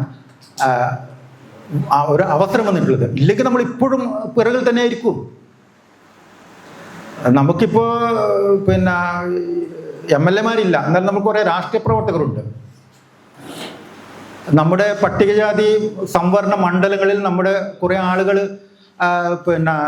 ഇതിലേക്ക് തിരഞ്ഞെടുക്കപ്പെടുന്നുണ്ട്, സംവരണ മണ്ഡലങ്ങളിൽ. അത് ഈ സംവരണം ഉള്ളത് കൊണ്ട് മാത്രമാണ് അതിൽ നമ്മൾ തിരഞ്ഞെടുക്കപ്പെട്ട് നമ്മൾ ആ മണ്ഡലങ്ങളിലേക്ക് എത്തുന്നത്. ഇല്ലെങ്കിൽ നമ്മൾ ആരും പരിഗണിക്കുകയില്ല. അതുകൊണ്ട് സംവരണം എന്ന സംരക്ഷണയിൽ നിന്നുകൊണ്ടാണ് നമ്മൾ ഈ ഇന്നത്തെ ഈ അവസ്ഥയിലേക്ക് എത്തിച്ചേർന്നിട്ടുള്ളത്. അത് എന്തിനാണ് ആ സംവരണം അദ്ദേഹം എഴുതി ചേർത്തതിനെ കൂടി നമ്മൾ മനസ്സിലാക്കണം. നൂറ്റാണ്ടുകളായിട്ട് ഇവിടെ അടിസ്ഥാന ജനതയ്ക്ക് മേലെ ആധിപത്യം സ്ഥാപിച്ച് അടിമകളാക്കിയ ബ്രാഹ്മണിക്ക് പൗരോഹിത്യമാണ്. നിസ്സഹരായ ആ മനുഷ്യരെ സമൂഹത്തിൻ്റെ മുഖ്യധാരയിലേക്ക് ഉയർന്ന തലത്തിലേക്ക് കൊണ്ടുവരുന്നതിന് വേണ്ടിയാണ്. തുല്യത, ഭരണഘടന എന്ന് പറയുന്നത് സാമൂഹ്യ സമത്വത്തിൽ അധിഷ്ഠിതമാണ്. ആ സമത്വത്തിലേക്ക് കൊണ്ടുവരുന്നതിന് വേണ്ടിയിട്ടാണ് ഭരണഘടനയിൽ സംവരണം എന്ന് എഴുതി ചേർത്തിട്ടുള്ളത്. ഇവിടെ സംവരണത്തിൻ്റെ കാര്യം പറയുമ്പോൾ സാമുദായികമായ പിന്നോക്കാവസ്ഥയ്ക്ക് പകരം സാമ്പത്തികമായ പിന്നോക്കാവസ്ഥ എന്ന് പറഞ്ഞ് EWS കൊണ്ടുവന്നല്ലോ. എന്താണ്, മുന്നോക്ക സംവരണം കൊണ്ടുവന്നല്ലോ നമ്മുടെ സർക്കാർ. മുന്നോക്ക സംവരണം കൊണ്ടുവന്നല്ലോ. ഒരു മുദ്രാവാക്യം വിളി പോലും ഇല്ലാതെ, ഒരു പോസ്റ്റർ പോലും ഒട്ടിക്കാതെ മുന്നോക്ക ജാതിയിലെ പിന്നോക്കാവസ്ഥ എന്ന് പറഞ്ഞുകൊണ്ട് 10% സംവരണം നമ്മുടെ സർക്കാർ കൊടുത്തു കഴിഞ്ഞു. 10% സംവരണം അവർക്ക് കൊടുക്കണമെങ്കിൽ അവരുടെ കണക്കെടുപ്പ് വേണം. പട്ടികജാതിക്കാർ എത്രയുള്ളതെന്നുള്ള കണക്കെടുപ്പുണ്ട്. അത് വേർതിരിച്ച് പറഞ്ഞാൽ പുലയരെത്ര, ചക്കലിയരെത്ര, വേട്ടുവരെത്ര, അങ്ങനെ എല്ലാ കണക്കുമുണ്ട്. പക്ഷേ മുന്നോക്ക ജാതിയിലെ സാമ്പത്തികമായി പിന്നോട്ടൊക്കെ നിൽക്കുന്നവർ എത്ര എന്നുള്ളത് ഒരു കണക്കില്ല. അങ്ങനെ ഒരു കണക്ക് എടുത്തിട്ടില്ല. ഇല്ലാതെയാണ് 10% സംവരണം അവർക്ക് കൊടുത്തിട്ടുള്ളത്. 10% സംവരണം അത് ഉപയോഗപ്പെടുത്തിക്കൊണ്ട് അവർക്ക് സംവരണം അങ്ങനെയല്ല ഞാൻ പറഞ്ഞു വരുന്നത്. അവരുടെ സാമ്പത്തികമായ പിന്നോക്കാവസ്ഥ പരിഹരിക്കുന്നതിന് വേണ്ടി പ്രത്യേകമായ പദ്ധതികൾ സർക്കാർ നടപ്പിലാക്കണം. അതാണ് വേണ്ടത്. അങ്ങനെ അവരെ ഉയർത്തിക്കൊണ്ടുവരികയാണ് വേണ്ടത്. അല്ലാണ്ട് ഇപ്പോൾ മുന്നോക്ക സമുദായത്തിലെ അവർക്ക് സംവരണം കൊടുത്തുകൊണ്ട് അവർ ജാതീയമായിട്ടുള്ള പീഡനങ്ങൾ അനുഭവിക്കുന്നു, പ്രയാസങ്ങൾ അനുഭവിക്കുന്നു എന്നർത്ഥമില്ല. ജാതി തന്നെയാണ്, ജാതീയമായ പിന്നോക്കാവസ്ഥ തന്നെയാണ് ഈ സംവരണത്തിന് അടിസ്ഥാനം എന്നുള്ളത് കൊണ്ട് അത് പറഞ്ഞു തീരണമെങ്കിൽ ഇത് ചിലപ്പോൾ നേരം വിളിക്കുന്നവർ പറയേണ്ടി വരും. അത്രമാത്രം പഠിക്കാനുണ്ട് ആ കാര്യത്തിൽ. ആരാണ് നമുക്ക് സ്വാതന്ത്ര്യം നേടുന്നത്? അതുകൂടി നമുക്ക് ആലോചിക്കണം. ഇന്ന് ഞാൻ നേരത്തെ പറഞ്ഞ നമുക്ക് നടക്കാനും വഴി നടക്കാനും നല്ല വസ്ത്രം ധരിക്കാനും നല്ല ഭക്ഷണം കഴിക്കാനും നല്ല ജോലി ചെയ്യാനുമുള്ള സ്വാതന്ത്ര്യം ആരാണ് നമുക്ക് നേടുത്തുന്നത്? അത് നമുക്ക് മനസ്സിലാക്കണം. ഞാൻ ഈ കഴിഞ്ഞ ആഗസ്റ്റ് 15-ന്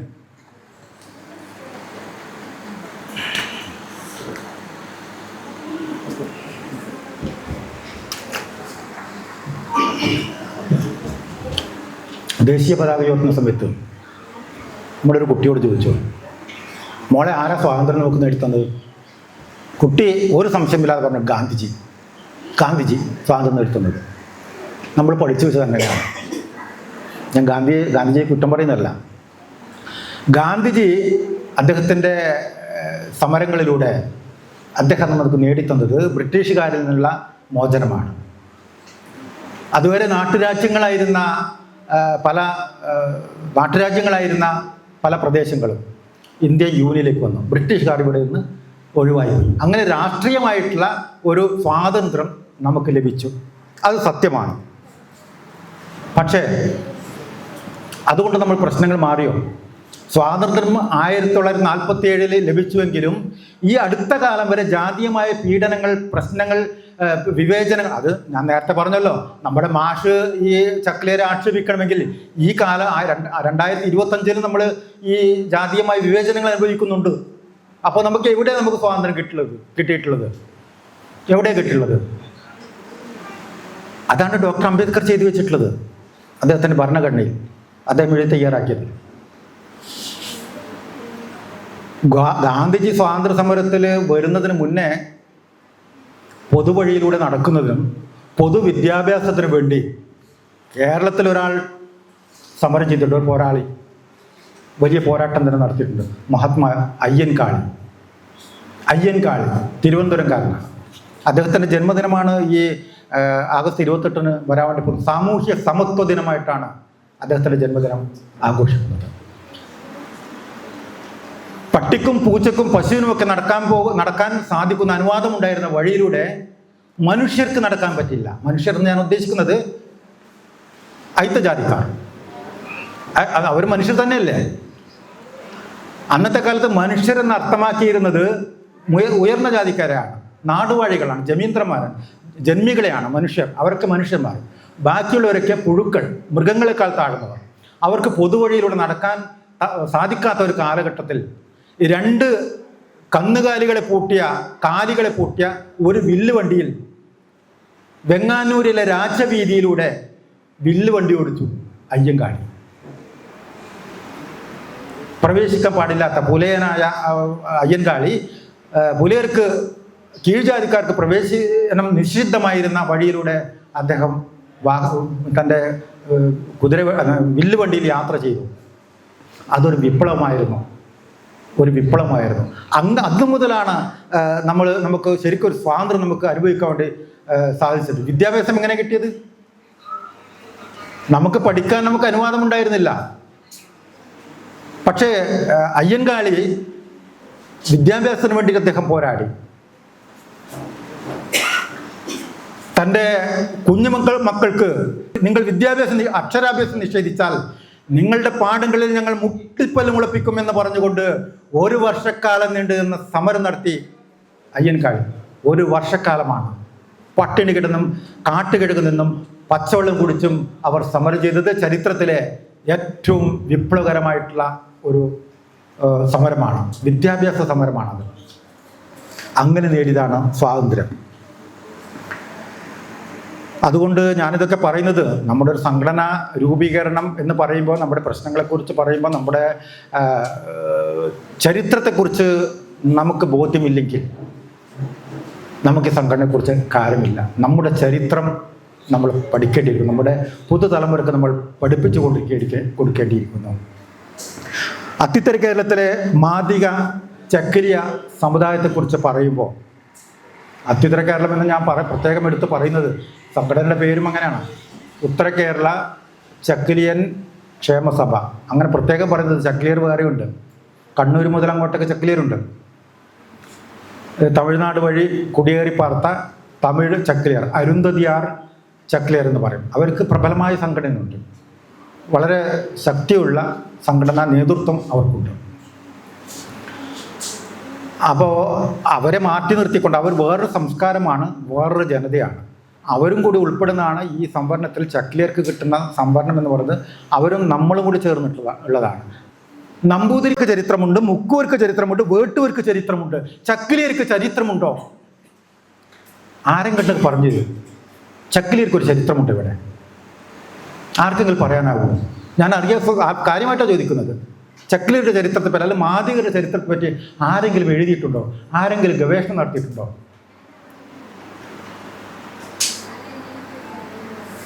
സ്വന്തം ചരിത്രത്തെയും സ്വന്തം ഭാഷയെയും മറന്നുകൊണ്ട് ആണ് നമ്മളിവിടെ ജീവിക്കുന്നത്. ഈ പറയുന്ന ഞാൻ പോലും ഇവിടെ നിൽക്കുന്നത് മലയാളത്തിൽ നമുക്ക് സംസാരിക്കേണ്ടി വരുന്നു. മലയാളം നമ്മുടെ മാതൃഭാഷ എന്ന് പറയാം. കേരളത്തിൽ ജീവിച്ചുകൊണ്ട് മലയാളം നമ്മുടെ മാതൃഭാഷയാണ്. നമ്മൾ ഇവിടെയല്ലേ വിദ്യാഭ്യാസം നടത്തുന്നത്. പക്ഷെ നമ്മുടെ സാംസ്കാരികമായി, നമ്മുടെ ജാതീയമായി, നമ്മളുടെ ഒരു ചരിത്രം എന്ന് പറയുമ്പോൾ നമുക്കൊരു ഭാഷ ഉണ്ടായിരുന്നു. മാദികർ മാത്രം സംസാരിക്കുന്ന കന്നഡ ഭാഷ നമ്മളുടെ സംസ്കാരം കന്നഡയായിട്ട് ബന്ധപ്പെട്ടതാണ്. ഈ ചരിത്രം ആരെങ്കിലും നമ്മുടെ കുഞ്ഞുമക്കൾക്ക് പറഞ്ഞു കൊടുക്കുന്നുണ്ടോ? അറ്റ്ലീസ്റ്റ് നമ്മുടെ ഭാഷയെക്കുറിച്ചെങ്കിലും എത്ര പേര് നമ്മുടെ കൂട്ടത്തിൽ, ഞാനിപ്പോൾ എൻ്റെ വീട്ടിൽ എൻ്റെ സഹോദരിമാരോട് ഞാൻ സംസാരിക്കുന്നു. പക്ഷേ അവർക്ക് ശേഷം പറഞ്ഞാൽ അവരുടെ മക്കൾക്ക് കന്നഡ അറിയില്ല, കേട്ടാൽ മനസ്സിലാവും. കന്നഡ അറിയില്ല, അവരുടെ മലയാളം തന്നെ പറയണം. എനിക്ക് പോലും നിങ്ങളുടെ മലയാളത്തിൽ സംസാരിക്കുന്നു എന്ന് പറയേണ്ടി വരുമ്പോൾ നമ്മുടെ ആ ഒരു ജീർണാവസ്ഥയെ പറ്റി ഞാൻ ഇവിടെ ആലോചിച്ചു പോവുകയാണ്. അത് നമ്മുടെ കുറ്റമല്ല, അങ്ങനെ വന്ന് പെട്ടുപോയി. അതുകൊണ്ട് നമ്മുടെ ഒരു ചരിത്രം നമുക്കിവിടെ രേഖപ്പെടുത്തേണ്ടതായിട്ടുണ്ട്, പഠിക്കേണ്ടതായിട്ടുണ്ട്. ഞാൻ മനസ്സിലാക്കി വന്നത്, ഏതോ ഒരു കാലത്ത് കർണാടകയിൽ നിന്നും കുടിയേറി പാർത്തു എന്നതിലപ്പുറം കൂടുതൽ വിവരങ്ങൾ നമുക്ക് അറിയില്ല എന്നുള്ളതാണ്. ഞാൻ മനസ്സിലാക്കിയത് കർണാടകത്തിൽ നിന്നും കുടക് കേന്ദ്രമാക്കി ഭരിച്ചിരുന്ന ഇക്കേരി രാജവംശം, അതായത് ഇവിടെ വിജയനഗര സാമ്രാജ്യത്തിൻ്റെ പതനത്തോടുകൂടി ഛിന്ന ഭിന്നമായിട്ടുള്ള പ്രദേശത്ത് കർണാടക, ആന്ധ്ര തുടങ്ങിയ പ്രദേശങ്ങളിൽ പുതിയ രാജവംശം ഉണ്ടാവുകയും ഇവിടെ കുടക് കേന്ദ്രമാക്കി ഭരിച്ചിരുന്ന ഇക്കേരി രാജവംശത്തിലെ ശിവപ്പ നായിക്ക് മംഗലാപുരം കുമ്പള വഴി കേരളത്തിലേക്ക് ഒരു പടയോട്ടം നടത്തിയപ്പോൾ അതിൻ്റെ കൂടെ ഈ കുറേ മാദികർ, ചക്കിലിയരല്ല മാദികർ, കന്നഡ സംസ്കാരമുള്ള ആളുകൾ അവരുടെ തൊഴിലാളികളായിട്ട് കേരളത്തിലേക്ക് വന്നു എന്നാണ് മനസ്സിലാക്കുന്നത്. ഈ ശിവപ്പ നായിക്കാണ് 1650 കാലഘട്ടങ്ങളിൽ ബേക്കൽ കോട്ട നിർമ്മിച്ചിട്ടുള്ളത്. അവർ ഈ ശിവപ്പ നായിക്കൻ്റെ പടയാളികൾ കണ്ണൂർ മാട്ടൂൽ വരെ എത്തിയിട്ടുണ്ട്. മാട്ടൂരിൽ അവർക്ക് കോട്ടയുണ്ടായിരുന്നു അത്ര.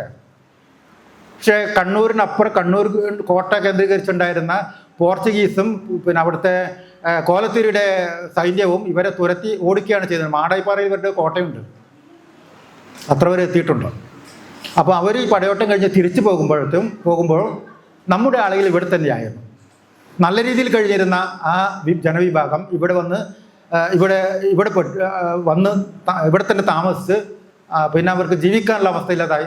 അവർ ദരിദ്രരായി. അവർ തുകൽപ്പണിയും ദാരിദ്ര്യം കൊണ്ട് അങ്ങനെ ചത്ത പശുവിനൊക്കെ തിന്ന് അങ്ങനെ അവർ ജീവിച്ചു വന്ന ഒരു വംശത്തിൻ്റെ മുറക്കാരാണ് നമ്മൾ.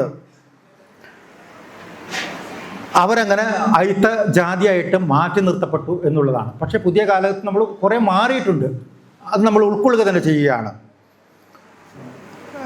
നമ്മുടെ ആളുകൾ വിദ്യാഭ്യാസമില്ലാതെ ഈ കുറേ കാലം മുമ്പ് തന്നെ, നമ്മൾ സ്വാതന്ത്ര്യത്തിന് ശേഷം പോലും ശരിക്ക് നമുക്കൊരു വിദ്യാഭ്യാസം നേടാൻ സാധിക്കാതെ, നല്ലൊരു അവസ്ഥ ഇല്ലാതെ, ചിരട്ടയിൽ ചായ കുടിക്കുന്നവരായിട്ട്, ചത്ത പശുവിനെ തിന്നുന്നവരായിട്ട് നമ്മളിവിടെ കഴിഞ്ഞുകൂടുകയുണ്ടായിട്ട് ഈ അടുത്ത കാലം വരെ ഉണ്ടായിരുന്നതാണ്. അതിൽ നിന്ന് നമുക്കൊരു മോചനം തന്നിട്ടുള്ള ഒരു മഹാനെ പേര് കൂടി നമ്മളിവിടെ ഓർക്കേണ്ടതായിട്ടുണ്ട്. സ്വാമി ആനന്ദ തീർത്ഥം. ശരിക്ക് ഈ കണ്ണൂർ കാസർഗോഡ് ജില്ലയിലുള്ള പിന്നോക്കാവസ്ഥയിലുള്ള പുലയ, വേട്ടുവ, ചക്രിയ, കുറക അങ്ങനെയൊക്കെയുള്ള ജനവിഭാഗങ്ങൾക്ക് വിദ്യാഭ്യാസം എന്ന ഒരു പദത്തിലേക്ക്, ഒരു അറിവിലേക്ക് നമുക്ക് എത്തിക്കാൻ വേണ്ടി സാധിച്ചിട്ടുള്ള സ്വാമി ആനന്ദ തീർത്ഥൻ്റെ പ്രയത്നങ്ങളുടെ ഫലമായിട്ടാണ്. അദ്ദേഹം ഗ്രാമാന്തരങ്ങളിൽ വീടുകൾ കയറി ഇറങ്ങി നമ്മുടെ കുട്ടികളെ പയ്യന്നൂരൊക്കെ കൊണ്ടുപോയി.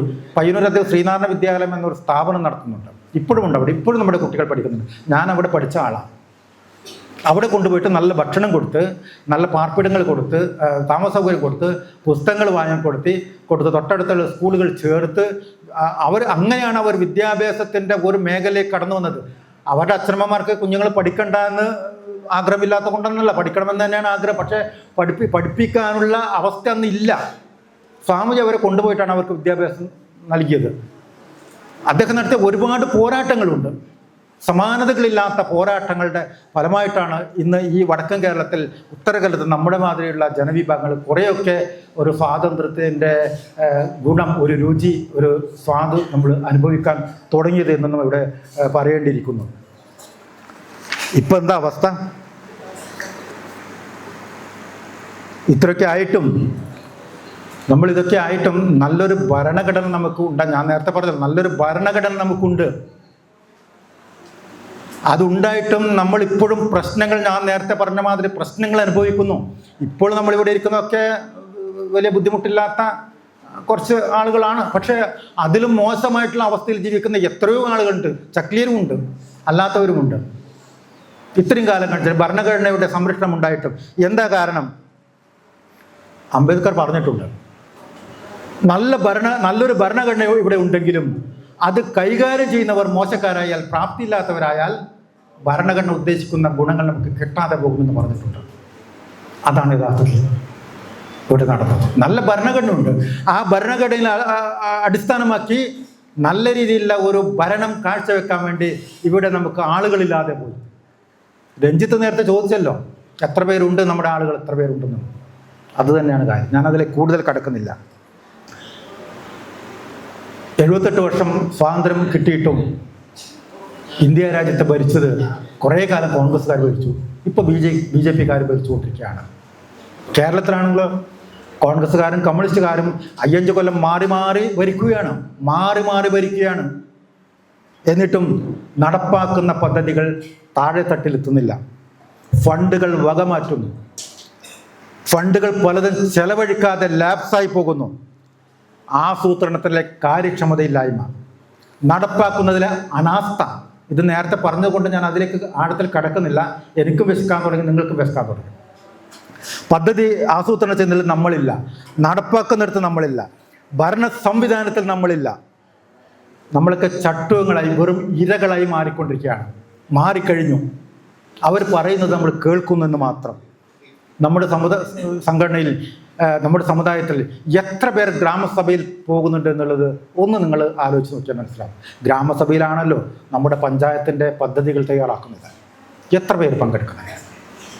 എത്ര പേര് നിങ്ങൾ നിർബന്ധമായിട്ട് പങ്കെടുക്കണമെന്ന് നമ്മുടെ കൗൺസിലർ അല്ലെങ്കിൽ വാർഡ് മെമ്പർ അല്ലെങ്കിൽ അദ്ദേഹത്തിൻ്റെ ഒരു പ്രതിനിധി നിങ്ങൾക്ക് വേണ്ടിയുള്ള പദ്ധതികൾ അവിടെ ആസൂത്രണം ചെയ്യാണ്ട് നിങ്ങൾ നിർബന്ധമായിട്ടും ഗ്രാമസഭയിൽ എത്തണം എന്ന് എത്ര പേരോട് നിങ്ങളോട് പറഞ്ഞിട്ടുണ്ട്? നിങ്ങൾക്ക് ചിലപ്പോൾ ഒരു കോഴിയോ അല്ലെങ്കിൽ ഒരു ആടോ അല്ലെങ്കിൽ ഒരു വീടോ കിട്ടാനുണ്ട് എങ്കിൽ നിങ്ങൾ അപേക്ഷ കൊടുത്തിട്ടുണ്ടെങ്കിൽ നിങ്ങൾ ചിലപ്പോൾ അതിൽ പോകും, നമുക്ക് കിട്ടുന്നുണ്ടോ എന്ന് അറിയാൻ വേണ്ടി. അല്ലാതെ ഈ പദ്ധതി നിർവഹണത്തിൽ നിങ്ങളുടെ ഭാഗത്ത്, നിങ്ങളുടെ ഗ്രാമങ്ങളിൽ, നിങ്ങളുടെ കോളനി എന്ന് പറഞ്ഞുകൂടല്ലോ, ഇപ്പോൾ ഉന്നതി എന്നാ പറയാൻ പറ്റുന്നത്. അത് ഈ ഹൗസിംഗ് കോളനി എന്ന് പറയുന്നില്ലേ, ഹൗസിംഗ് കോളനിയിൽ താമസിക്കുന്നവരൊക്കെ ഉന്നതന്മാരാണ്. അപ്പോൾ അവർക്ക് നാണക്കേടാണ്. ഈ ചക്കിലെ കോളനി, പിന്നെ പട്ടികജാതി കോളനി എന്ന് പറയുമ്പോൾ ഒരു നാണക്കേടുണ്ട്. അതുകൊണ്ട് നമ്മുടെ സർക്കാർ തന്നെ അത് കോളനി വേണ്ട, ഉന്നതി അല്ലെങ്കിൽ സങ്കേതം എന്നാക്കിയാൽ മതി എന്ന് പറഞ്ഞിട്ടുണ്ട്. അത് നമ്മൾ 2 ഗ്രേഡാണല്ലോ, ഹൗസിംഗ് കോളനിയും. അതുകൊണ്ട് നമ്മുടെ സങ്കേതങ്ങളിൽ എന്തൊക്കെ വേണം? റോഡ് വേണോ?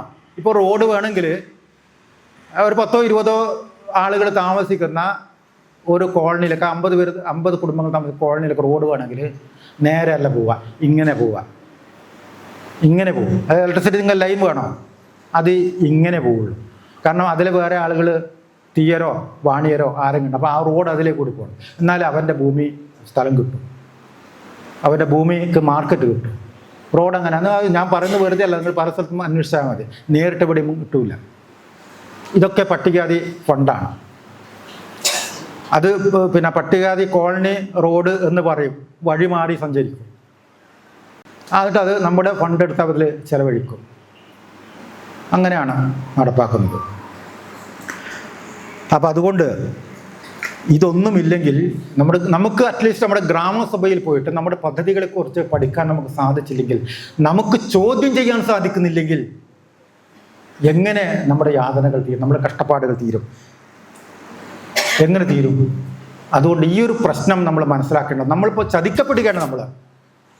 നമുക്കൊരു ധാരണയുണ്ട്, നമ്മുടെ കോളനികളിൽ വേണ്ടുന്നൊക്കെ പാർട്ടിക്കാർ കൊണ്ടുതരുമെന്ന്. ഒരു ബൾബ് ഫ്യൂസായി ലൈനിൽ നമ്മുടെ കോളനിയിലേക്ക് വരുന്ന ഇലക്ട്രിക് പോസ്റ്റിൽ ഒരു ബൾബ് പോയിട്ടുണ്ടെങ്കിൽ അത് അവിടെ പോയിട്ട് ഒരു പരാതി പറയാൻ വേണ്ടി നമ്മളാരും തയ്യാറില്ല. അത് പാർട്ടിക്കാർ ചെയ്യും. കുടിവെള്ളമില്ലെങ്കിൽ 3-4 ദിവസം വെള്ളം കിട്ടാത്ത സ്ഥലങ്ങളുണ്ട് ഏച്ചിലാമേൽ കോളനിയിലൊക്കെ വേനൽക്കാലത്ത്. അത് കിട്ടുന്നില്ലെങ്കിൽ ആരാ ചെയ്യേണ്ടത്? നമ്മൾ പോയിട്ട് വെള്ളം അടിക്കണം. അത് പറ്റില്ല. അത് വേറെ പ്രശ്നങ്ങളുണ്ടെങ്കിൽ പാർട്ടിക്കാരോട് പറഞ്ഞാൽ മാത്രമേ ചെയ്യും. നമ്മുടെ കോളനിയുടെ പരിസരത്ത് കോളനിക്കകത്തുള്ള സാംസ്കാരിക നിലയങ്ങൾ, കമ്മ്യൂണിറ്റി ഹാളുകൾ, അതിന് താക്കോൽ കൈവശം വെക്കുന്നത് വേറെ ആളുകളാണ്, പാർട്ടിക്കാരാണ്.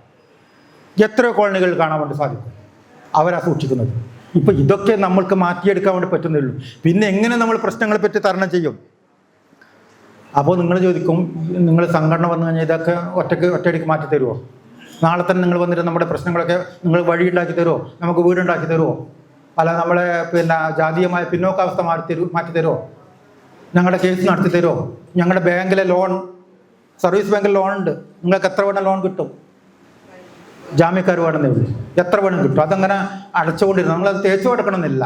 50,000 ലോൺ എടുത്തു കഴിഞ്ഞാലും 1 വർഷം പൂർത്തിയാകുമ്പോൾ അല്ലെങ്കിൽ 3 വർഷം പൂർത്തിയാകുമ്പോൾ അതിൻ്റെ പലിശയും കൊടുത്താൽ മതി. 50,000 വീണ്ടും കിട്ടും. നിങ്ങൾ എപ്പോൾ ലോണിൽ തന്നെ ആയിരിക്കും. ഇത് നിങ്ങൾക്ക് മാറ്റിത്തരാൻ പറ്റുമെന്ന് ചിന്തിക്കുന്നവരുണ്ടാവും. ഇല്ല, സംഘടന വന്നിട്ട് ഇത്തരം പ്രശ്നങ്ങളല്ല പരിഹരിക്കപ്പെടാൻ വേണ്ടി പോകുന്നത്. ഇത്തരം പ്രശ്നങ്ങളല്ല. പക്ഷേ നമ്മളൊരു സാമൂഹ്യ പിന്നോക്കാവസ്ഥയിലേക്കുള്ള വഴി ഞങ്ങൾ തുറന്നു വെക്കും. എങ്ങനെ? നിങ്ങളുണ്ടെങ്കിൽ നമ്മുടെ സമുദായം അനുഭവിക്കുന്ന സാമൂഹ്യ പിന്നോക്കാവസ്ഥ പരിഹരിക്കുന്നതിന് വേണ്ടിയുള്ള ഒരു സന്നദ്ധ സേനയെ ഞങ്ങൾ ഉണ്ടാക്കിയെടുക്കും. പക്ഷെ നിങ്ങളില്ലെങ്കിൽ അത് ഞാനല്ല, ഈ സംഘടനയല്ല, ആര് വിചാരിച്ചാലും സാധിക്കുകയില്ല. അതൊരു സത്യമാണ്. അത് നിങ്ങൾ മനസ്സിലാക്കിയത്. ഇത് എനിക്ക് ഇവിടെ പറയാതിരിക്കാൻ വേണ്ടി പറ്റില്ല. ഈ സംഘടന ഉണ്ടെങ്കിൽ വരാൻ വേണ്ടി പോവുകയാണ്, പ്രഖ്യാപിക്കാൻ വേണ്ടി പോവുകയാണ്. നമ്മുടെ പ്രശ്നങ്ങൾ പഠിക്കുന്നുള്ള, സമഗ്രമായി പഠിക്കുന്നുള്ള ഒരു ഗ്രൂപ്പ്, ഒരു കമ്മിറ്റിയെ നമ്മളിവിടെ ഉണ്ടാക്കും. അവർ വരും നിങ്ങളുടെ അടുത്തേക്ക്, നിങ്ങളുടെ പ്രശ്നങ്ങൾ പഠിക്കാൻ വേണ്ടി, നിങ്ങളുടെ കൂടെ നിന്നുകൊണ്ട് അതിന് പരിഹാരം കണ്ടെത്താൻ വേണ്ടി അവർ വരും. സത്യസന്ധമായ, ആത്മാർത്ഥതയുള്ള, സമുദായ സ്നേഹികളായ, സ്വന്തം കയ്യിൽ നിന്ന്, സ്വന്തം പണമെന്ന് ഞാൻ പറയുന്നില്ല, പണം വേണം, ശരി തന്നെ, നിങ്ങളുടെ കുറച്ച് സമയം, നിങ്ങളുടെ കുറച്ച് ആത്മാർത്ഥത സംഘടനയ്ക്ക് വേണ്ടി തരാൻ നിങ്ങളിൽ തയ്യാറുണ്ടെങ്കിൽ ഞങ്ങളും നിങ്ങളുടെ കൂടെ ഉണ്ടാവും.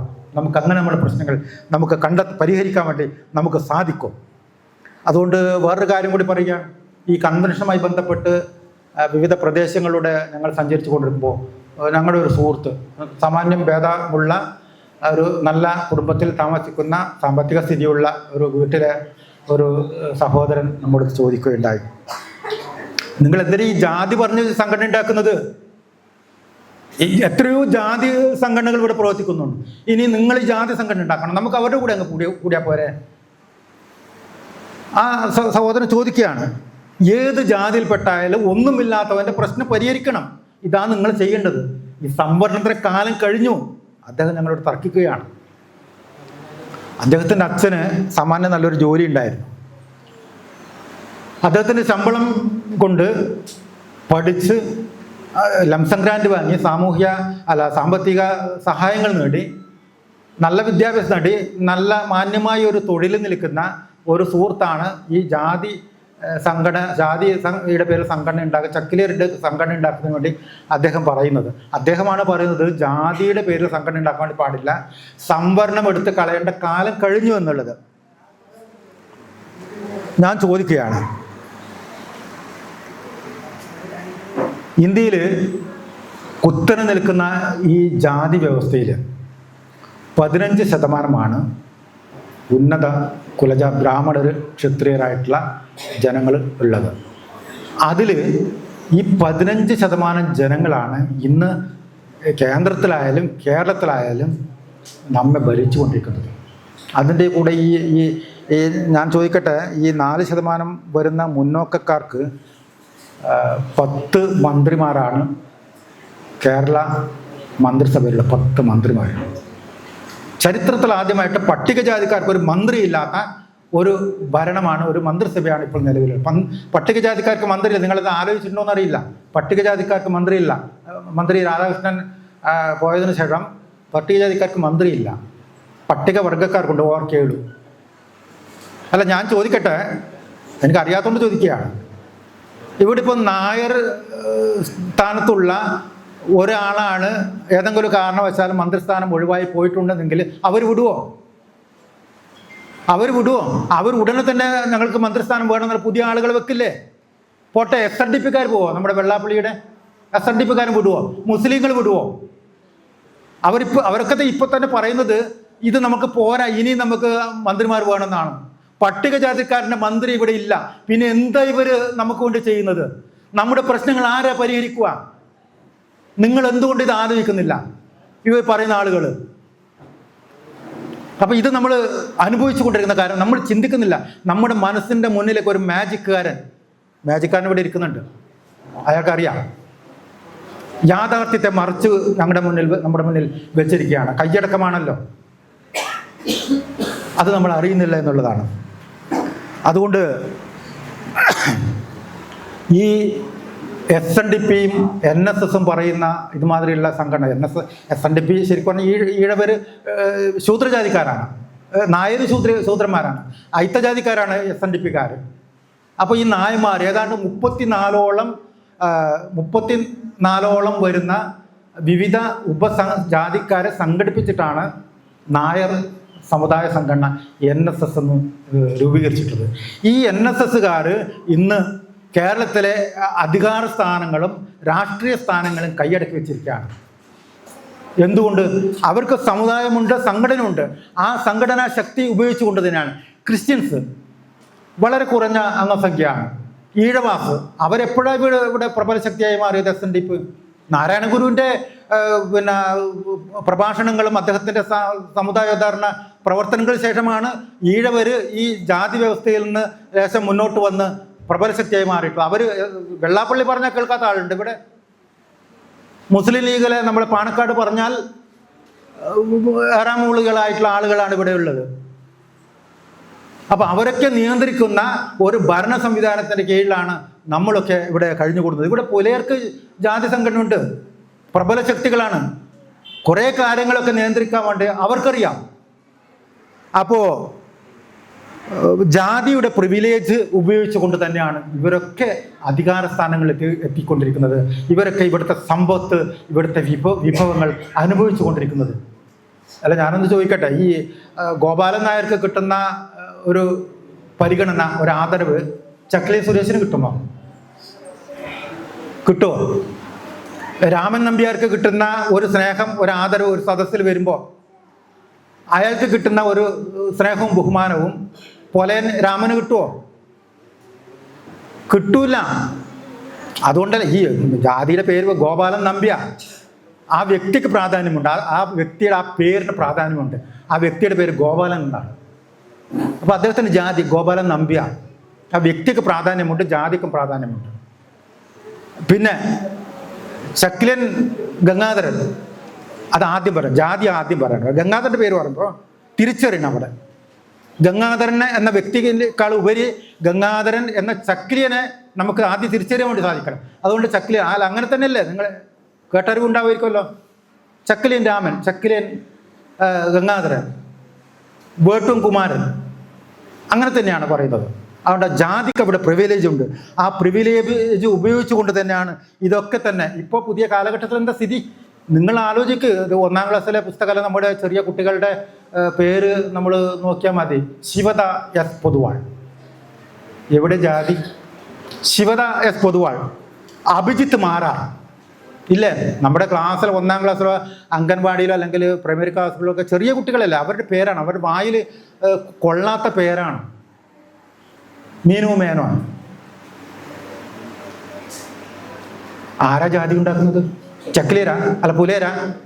ആരാ ജാതി ഇവിടെ പറയുന്നത്? നിങ്ങൾ പറയുന്നല്ലോ, നമ്മൾ ജാതി പറയണ്ടെന്ന് നിങ്ങൾ പറയുന്നുണ്ടല്ലോ. ആരാ ജാതി ഉണ്ടാക്കുന്നത്? നമ്മളാണോ? ഈ ജാതി ഈ സമൂഹത്തിലേക്ക്, നമ്മുടെ മനസ്സുകളിലേക്ക് എങ്ങനെ കടന്നു വരുന്നത് നിങ്ങൾ ആലോചിക്കണം. സിനിമയിൽ, സീരിയലുകളിൽ, ചാനലുകളിൽ, പരസ്യങ്ങളിൽ നിങ്ങൾ കേട്ടിട്ടുണ്ടാവും ബ്രാഹ്മിൻ സാമ്പാർ പൊടി. ബ്രാഹ്മിൻസിൻ്റെ സാമ്പാർ പൊടി. എന്തിനാ അവിടെ ജാതി പേര് ഉപയോഗിക്കുന്നത്? സാമ്പാർ പൊടി എന്ന് പറഞ്ഞ പോലെ. നമ്പീഷൻസ് നെയ്യ്, ജാതിയുടെ പേരുമാണോ? നെയ്യെന്ന് പറഞ്ഞ പോലെ. ചക്കിലീൻ പുട്ടുപൊടി, പുലയ നെയ്യപ്പം. ഓ ക്ഷമിക്കണം, അങ്ങനെയൊന്നും ഇല്ലല്ലോ. ചക്കിലീൻ്റെ പേരിൽ പുട്ടുപൊടി ഉണ്ടോ? ഇല്ല, ഞാനത് ഇങ്ങനെ പറഞ്ഞു പോയതാണ്. പുലേൻ്റെ പേരിൽ നെയ്യപ്പം ഉണ്ടോ? ഇനി ഉണ്ടെങ്കിൽ തന്നെ ആരെങ്കിലും കഴിക്കുമോ? ആരെങ്കിലും കഴിക്കുമോ? എന്തുകൊണ്ട് നമ്മുടെ പേരിൽ അങ്ങനെ ഒരു ഒരു ഒരു ഒരു ഉൽപ്പന്നം, ഒരു സംരംഭം തുടങ്ങിയിട്ട് നമുക്ക് എന്തുകൊണ്ട് ആ ഒരു പേരിടാൻ വേണ്ടി നമുക്ക് സാധിക്കാത്ത എന്തുകൊണ്ടാണ്? ജാതി. ചക്കിലൊരു ഹോട്ടൽ തുടങ്ങിയാൽ, ഒരു ഭക്ഷണശാലയിൽ പോയി കഴിഞ്ഞാൽ എത്ര പേര് വന്ന് ചായ കുടിക്കും? നമ്മുടെ വീട്ടിലെ കല്യാണത്തിന് എത്ര പേര് വന്ന് ഭക്ഷണം കഴിക്കും? ഓഡിറ്റോറിയത്തിലാണെങ്കിൽ നമ്മൾ പുറത്തുനിന്ന് ആളുകളെ വെച്ചിട്ട് ഭക്ഷണം ഉണ്ടാക്കുന്നെങ്കിൽ ആൾ വന്ന് കഴിക്കും. നമ്മുടെ വീട്ടിലെ ഭക്ഷണം ഉണ്ടാക്കുന്നെങ്കിൽ എത്ര പേര് വന്ന് കഴിക്കും? ചിലപ്പോൾ നമ്മുടെ ഒരു സുഹൃത്ത് ബന്ധങ്ങൾ വെച്ച് നമ്മുടെ കൂടെ പഠിക്കുന്ന, മോളെ കൂടെ പഠിക്കുന്ന, മോൻ്റെ കൂടെ പഠിക്കുന്ന കുറച്ച് ആളുകൾ, അവർക്ക് ജാതി അറിയില്ല കേട്ടോ. കോളേജ് പഠിക്കുന്ന കുട്ടിക്ക് ജാതി ഏതാണെന്ന് അറിയാത്തതുകൊണ്ട് അവർ വരും ഭക്ഷണം കഴിക്കും. ചിലപ്പോൾ ചില സന്ദർഭം വളരെ വേണ്ടപ്പെട്ട ചില സഹപ്രവർത്തകർ വന്നിട്ട് ഭക്ഷണം കഴിക്കും. അല്ലാത്തവർ പറയും ഞാൻ വരാം, ഞാൻ വൈകുന്നേരം കാണാം കേട്ടോ, ഞാൻ വരാം വൈകുന്നേരം കാണാം. അല്ലെങ്കിൽ അവരൊക്കെ വിളമ്പി കൊടുക്കും, എല്ലാറ്റിനും അവർ മുന്നിലുണ്ട്. പക്ഷെ ഭക്ഷണം കഴിക്കാൻ അവരുണ്ടാവില്ല. നിങ്ങളുടെ വീട്ടിൽ പണിയെടുപ്പിക്കുമ്പോൾ പുറത്തുനിന്ന് ആളുകൾ വരും പണിയെടുക്കാൻ വേണ്ടി. അവർ വീട്ടിൽ നിന്ന് ചായ കഴിക്കില്ല. അവർക്ക് അവലും പഴവും വേറെ വാങ്ങിക്കൊടുക്കണം. അല്ലെങ്കിൽ തൊട്ടടുത്ത വീട്ടിൽ അവർക്ക് ഭക്ഷണത്തിന് വേണ്ടിയുള്ള കറി ഇതും വെക്കണം. നമ്മുടെ വീട്ടിൽ നിന്ന് കഴിക്കില്ല. എവിടെ ജാതി ഉള്ളത്? ആരാ ജാതി ഉണ്ടാക്കുന്നത്? ഇത് തീയനാണെന്ന്. തീയനാണെങ്കിൽ പോലും, മണിയാണെങ്കിൽ പോലും ഇതാണ് അവസ്ഥ. ആരാ തീയൻ? ഇവിടുത്തെ ജാതി വ്യവസ്ഥയിൽ ചക്കിലിയൻ്റെയോ പുലയൻ്റെയോ നമ്മളൊരു അതിർവരമ്പ് വെച്ച് കഴിഞ്ഞാൽ, അങ്ങനെ ഒരു സങ്കല്പം വെച്ച് കഴിഞ്ഞാൽ, ഒരു തലമുടി നാരൻ്റെ അപ്പുറം ഇപ്പുറം ഉള്ളവരാണ് ഈ ഈഴവരും പുലയരും. ആ പുലയരുടെ വീടുകളിലാണ് തീയം വന്നിട്ട് ചായ കുടിക്കാൻ മടിക്കുന്നത്. ഇതാണ് ജാതി. ഇങ്ങനെയാണ് ജാതി വരുന്നത്. ഇപ്പൊ ജാതി ഇല്ല എന്ന് പറഞ്ഞു. ചക്കിലിൻ്റെ ചക്കന് ആരെങ്കിലും പെണ്ണ് കൊടുക്കും? അറിഞ്ഞുകൊണ്ട് ആരെയും കൊടുക്കും? അല്ലെങ്കിൽ ഒരു പുലേൻ്റെ പെണ്ണിനെ കല്യാണം കഴിച്ചു കൊണ്ടുപോകാൻ വേണ്ടി ഒരു മണിയാണി ചെക്കൻ തയ്യാറാവും.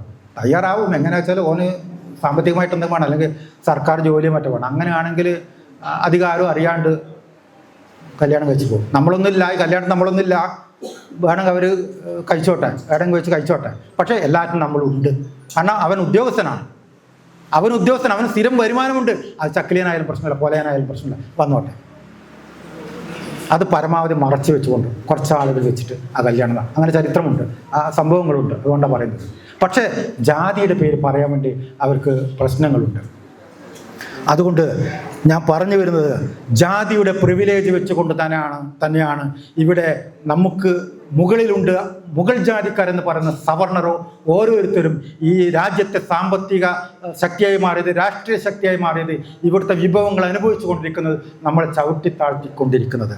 അതുകൊണ്ട് ഇവിടുത്തെ പുലയരും സാമ്പോരും വേട്ടൂരും മലയരും അരയന്മാരും ചാരിയരും പൊതുവാളും വാണിയരും നമ്പൂരിമാരും സംഘടിക്കുന്നതിന് എന്തെങ്കിലും ഒരു കാരണമുണ്ടെങ്കിൽ അതേ കാരണം കൊണ്ട് ഇവിടെ ചക്രിയരും സംഘടിക്കുക തന്നെ വേണം. അതാണ് ഇവിടെ ചെയ്യുന്നത്. അല്ലാണ്ട് ചക്രിയർ സംഘടിക്കുന്നതുകൊണ്ട് ആരും നാണിക്കുന്നതുകൊണ്ടോ അല്ലെങ്കിൽ പിറകോട്ട് പോകേണ്ട ആവശ്യം പോയില്ല. ഉത്തര കേരളത്തിലെ മാദിക ചക്രിയ സമുദായം ഇവിടെ സംഘടിക്കുക തന്നെ ചെയ്യും. അതാണ് ഇവിടെ നടക്കാൻ വേണ്ടി പോവുകയാണ്. സംഘടിച്ച് നിന്നുകൊണ്ട് നമ്മുടെ പ്രശ്നങ്ങളെ നമ്മൾ സമഗ്രമായി പഠിക്കണം, പരിഹരിക്കാനുള്ള വഴികൾ തേടണം. ഞങ്ങളെ ജാതീയമായും വംശീയമായും അധിക്ഷേപിക്കുന്നവരെ ഞങ്ങൾ ചോദ്യം ചെയ്യണം. ഞങ്ങൾക്ക് ലഭിക്കേണ്ട ഭരണഘടനാപരമായ അവകാശങ്ങൾ ലംഘിക്കുന്നവരെ നമ്മൾ ചോദ്യം ചെയ്യണം. ഞങ്ങളുടെ കുഞ്ഞുങ്ങൾക്ക് ലഭിക്കേണ്ട ലംസം ഗ്രാന്റ് നിഷേധിക്കുന്നവരെ നമ്മൾ സമരം ചെയ്യണം. വേണ്ടി വന്നാൽ നമ്മൾ ആ സമരം ചെയ്യുക തന്നെ ചെയ്യും. നിങ്ങൾ കരുതുന്നത് പോലെ നമ്മളൊന്നുമില്ലാത്തവരൊന്നുമല്ല, ഞങ്ങളങ്ങനെ വിവരം കെട്ടവരൊന്നുമല്ല ചക്കിലിയര്. ഞങ്ങൾക്ക് വേണ്ടത് ഞങ്ങളുടെ അവകാശങ്ങളാണ്, ഔദാര്യമല്ല. നിങ്ങൾ പലരും സർക്കാർ ഓഫീസുകളെ ആനുകൂല്യങ്ങൾ വാങ്ങാൻ വേണ്ടി പോകുന്നവരാണ്. നമ്മൾക്ക് ആനുകൂല്യം വേണ്ടെന്ന്. എന്തിനു നമ്മൾക്ക് ആനുകൂല്യം? നമ്മൾക്ക് വേണ്ടത് നമ്മുടെ നേതാവ് ബാബാ സാഹേബ് അംബേദ്കർ നമ്മുടെ ഭരണഘടനയിൽ എഴുതി വെച്ചിട്ടുണ്ട്. അത് വെച്ചിട്ടാണ് ഇവിടെ രാജ്യം ഭരിക്കേണ്ടത്. കേന്ദ്ര സർക്കാരായാലും കേരള സർക്കാരായാലും പഞ്ചായത്തായാലും മുനിസിപ്പാലിറ്റി ആയാലും ഇവിടെ ഭരിക്കേണ്ടത് ഭരണഘടന വെച്ചിട്ടാണ്. ആ ഭരണഘടന നമുക്ക് എഴുതി ചേർത്തിട്ടുള്ള നമ്മുടെ അവകാശങ്ങളെ നമുക്ക് വേണ്ടു, നിങ്ങളുടെ ആനുകൂല്യം നമുക്ക് വേണ്ട. അതിൽ ഞങ്ങൾക്ക് പറഞ്ഞിട്ടുണ്ട് എങ്ങനെ ചക്കിലി സമുദായത്തെ, പുലയ സമുദായത്തെ, ബോട്ടു സമുദായത്തെ സമുദായത്തിൻ്റെ സമൂഹത്തിൻ്റെ മുഖ്യ സ്ഥാനങ്ങളിലേക്ക്, മുഖ്യധാരയിലേക്ക് കൊണ്ടുവരാമെന്ന് വളരെ വ്യക്തമായിട്ട് ബാബാ സാഹേബോട് എഴുതി വെച്ചിട്ടുണ്ട്. നിങ്ങളൊന്ന് വായിച്ചു നോക്കണം, അതൊന്ന് വായിച്ചു നോക്കണം. അതുകൊണ്ട് ഞങ്ങൾ നിങ്ങൾ കരുതുന്ന പോലെ കഴിവ് കെട്ടവരല്ല. ഞങ്ങൾക്ക് പണമുണ്ട്, ഞങ്ങൾ അധ്വാനിച്ചുണ്ടാക്കിയ പണമുണ്ട്, ഞങ്ങൾ വിദ്യാഭ്യാസം നേടിയവരാണ്, ഞങ്ങൾ കലാകാരന്മാരാണ്, ഞങ്ങൾ അറിവുള്ളവരാണ്. അതുകൊണ്ട് ഞങ്ങൾക്ക് ആത്മാഭിമാനമുള്ള ജനതയാണ് നമ്മൾ, ആത്മാഭിമാനമുള്ളവരാണ്. അതുകൊണ്ട് ഞങ്ങളുടെ രക്ഷിതാക്കളാകാൻ വേണ്ടി നിങ്ങൾ ആരും ഇങ്ങോട്ട് വരേണ്ട, ആരും ഞങ്ങളുടെ രക്ഷിതാക്കളാകേണ്ട. ഞങ്ങളുടെ പ്രശ്നങ്ങൾ പരിഹരിക്കാണെന്ന് പറഞ്ഞ് നിങ്ങളാരും ഞങ്ങളുടെ കോളനിലേക്ക് കയറി വരണ്ട. ഞങ്ങൾക്ക് സാധിക്കും, ഞങ്ങൾ വരും, ഞങ്ങളുണ്ട്, ഞങ്ങൾക്കറിയാം എന്താണ് ഞങ്ങളുടെ പ്രശ്നങ്ങളെന്ന്. ഞങ്ങൾ കൂട്ടായി എന്നത് ആലോചിക്കും. അതുകൊണ്ട് ഞാൻ നമ്മുടെ സംഘടനയുടെ ആ പ്രഖ്യാപനം ഇവിടെ നടത്തുകയാണ്. ഉത്തര കേരള ചക്കിലിയൻ ക്ഷേമ സഭ ഇവിടെ ഞാനത് പ്രഖ്യാപിക്കുകയാണ്.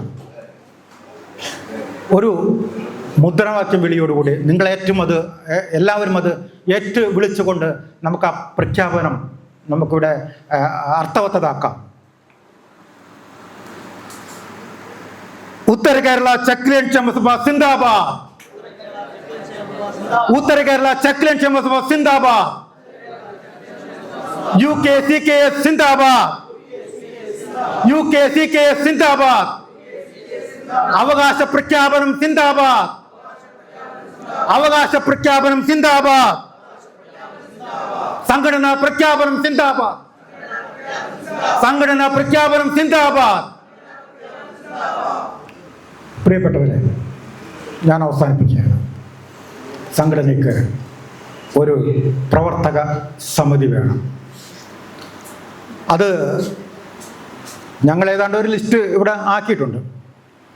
നിങ്ങളിൽ നിന്ന് വരണം. ആരാണ് നിങ്ങളുടെ പ്രതിനിധിയായിട്ട് ഈ സംഘടനയിൽ വരേണ്ടതെന്ന്. നിങ്ങൾ വിവിധ പ്രദേശങ്ങളിലുള്ള ആളുകളുണ്ട്. ശരിക്കും ഞങ്ങൾക്ക് അറിയില്ല നിങ്ങൾ ഏതൊക്കെ ഭാഗത്തു നിന്ന് വന്നിട്ടുണ്ട്, നിങ്ങളൊക്കെ ആരാണ് എന്ന് അറിയാത്തവർ ഞങ്ങൾക്ക് തികച്ചും അറിയില്ല. കാരണം എല്ലാവരുമായിട്ട് കണ്ട് സംസാരിക്കാനും നിങ്ങളുടെ പിന്തുണ നേടാനും അങ്ങനെ ചെയ്തുകൊണ്ടല്ല ഈ സംഘടനയുടെ ഞങ്ങളിവിടെ വന്നിട്ടുള്ളത്. പ്രതിനിധികളെ ഞങ്ങളെ വിളിച്ചിട്ടുള്ളത്. അപ്പോൾ ആ പ്രതിനിധികൾ നിങ്ങൾ പറഞ്ഞു കഴിഞ്ഞാൽ, നിങ്ങളുടെ പ്രദേശത്തുള്ളവരെ പറഞ്ഞു കഴിഞ്ഞാൽ നമുക്ക് ഈ സംഘടനയിലേക്ക് അവരെ പേര് ഇവിടെ ഉൾക്കൊള്ളിക്കാം. നമ്മൾ ഇവിടെ വെച്ച് ഒരു 20 പേരുടെ ഒരു സംഖ്യയുള്ള ഒരു കമ്മിറ്റി രൂപീകരിക്കണമെന്നാണ് ഞങ്ങൾ ആഗ്രഹിക്കുന്നത്. ആ 20 പേര് അടുത്ത ദിവസങ്ങൾക്കുള്ളിൽ തന്നെ കണ്ണൂർ, കാസർഗോഡ് ജില്ലകളിലുള്ള കോളനികളിലൊക്കെ തന്നെ സഞ്ചരിച്ച് അവരുമായി ബന്ധപ്പെട്ടുകൊണ്ട് അവരുടെ പ്രശ്നങ്ങൾ പഠിച്ചുകൊണ്ട് ഒരു സമുദായ കൂട്ടായ്മ വിളിച്ചു ചേർത്തുകൊണ്ട് അവരെ കൂടി ഈ കമ്മിറ്റിയിലേക്ക് ഉൾപ്പെടുത്തിക്കൊണ്ട് ഈ കമ്മിറ്റി വിപുലീകരിക്കണം എന്നാണ് ഞങ്ങൾ ആഗ്രഹിക്കുന്നത്. അതുപോലെ തന്നെ MCW ഉൾപ്പെടെയുള്ള സഹോദര സംഘടനകൾ, നമ്മുടെ തന്നെ സംഘടനകൾ ഇവിടെ സജീവമായിട്ട് പ്രവർത്തിക്കുന്നുണ്ട്. അതിൻ്റെ പ്രതിനിധികൾ ഇവിടെ എത്തിയിട്ടുണ്ട്. അപ്പോൾ അവരുമായിട്ട് കൂടി ആലോചിച്ചുകൊണ്ട്, അതുപോലെ തന്നെ കാസർഗോഡ് മേഖലയിൽ സമുദായത്തിൻ്റെ കൂട്ടായ്മ പ്രവർത്തിക്കുന്നുണ്ട്, വാട്സപ്പ് കൂട്ടായ്മകൾ പ്രവർത്തിക്കുന്നുണ്ട്. അവരെയൊക്കെ തന്നെ കൂട്ടിച്ചേർത്തുകൊണ്ട് അവരുടെയൊക്കെ അവരുടെ അറിവും അവരുടെ അനുഭവ സമ്പത്തും അവരുടെ പ്രവർത്തകരെ കൂട്ടിയോജിപ്പിച്ചുകൊണ്ട് ഈ സംഘടന നല്ല രീതിയിൽ പ്രവർത്തിക്കാൻ സാധിക്കണമെന്നാണ് ഞാൻ ആഗ്രഹിക്കുന്നത്.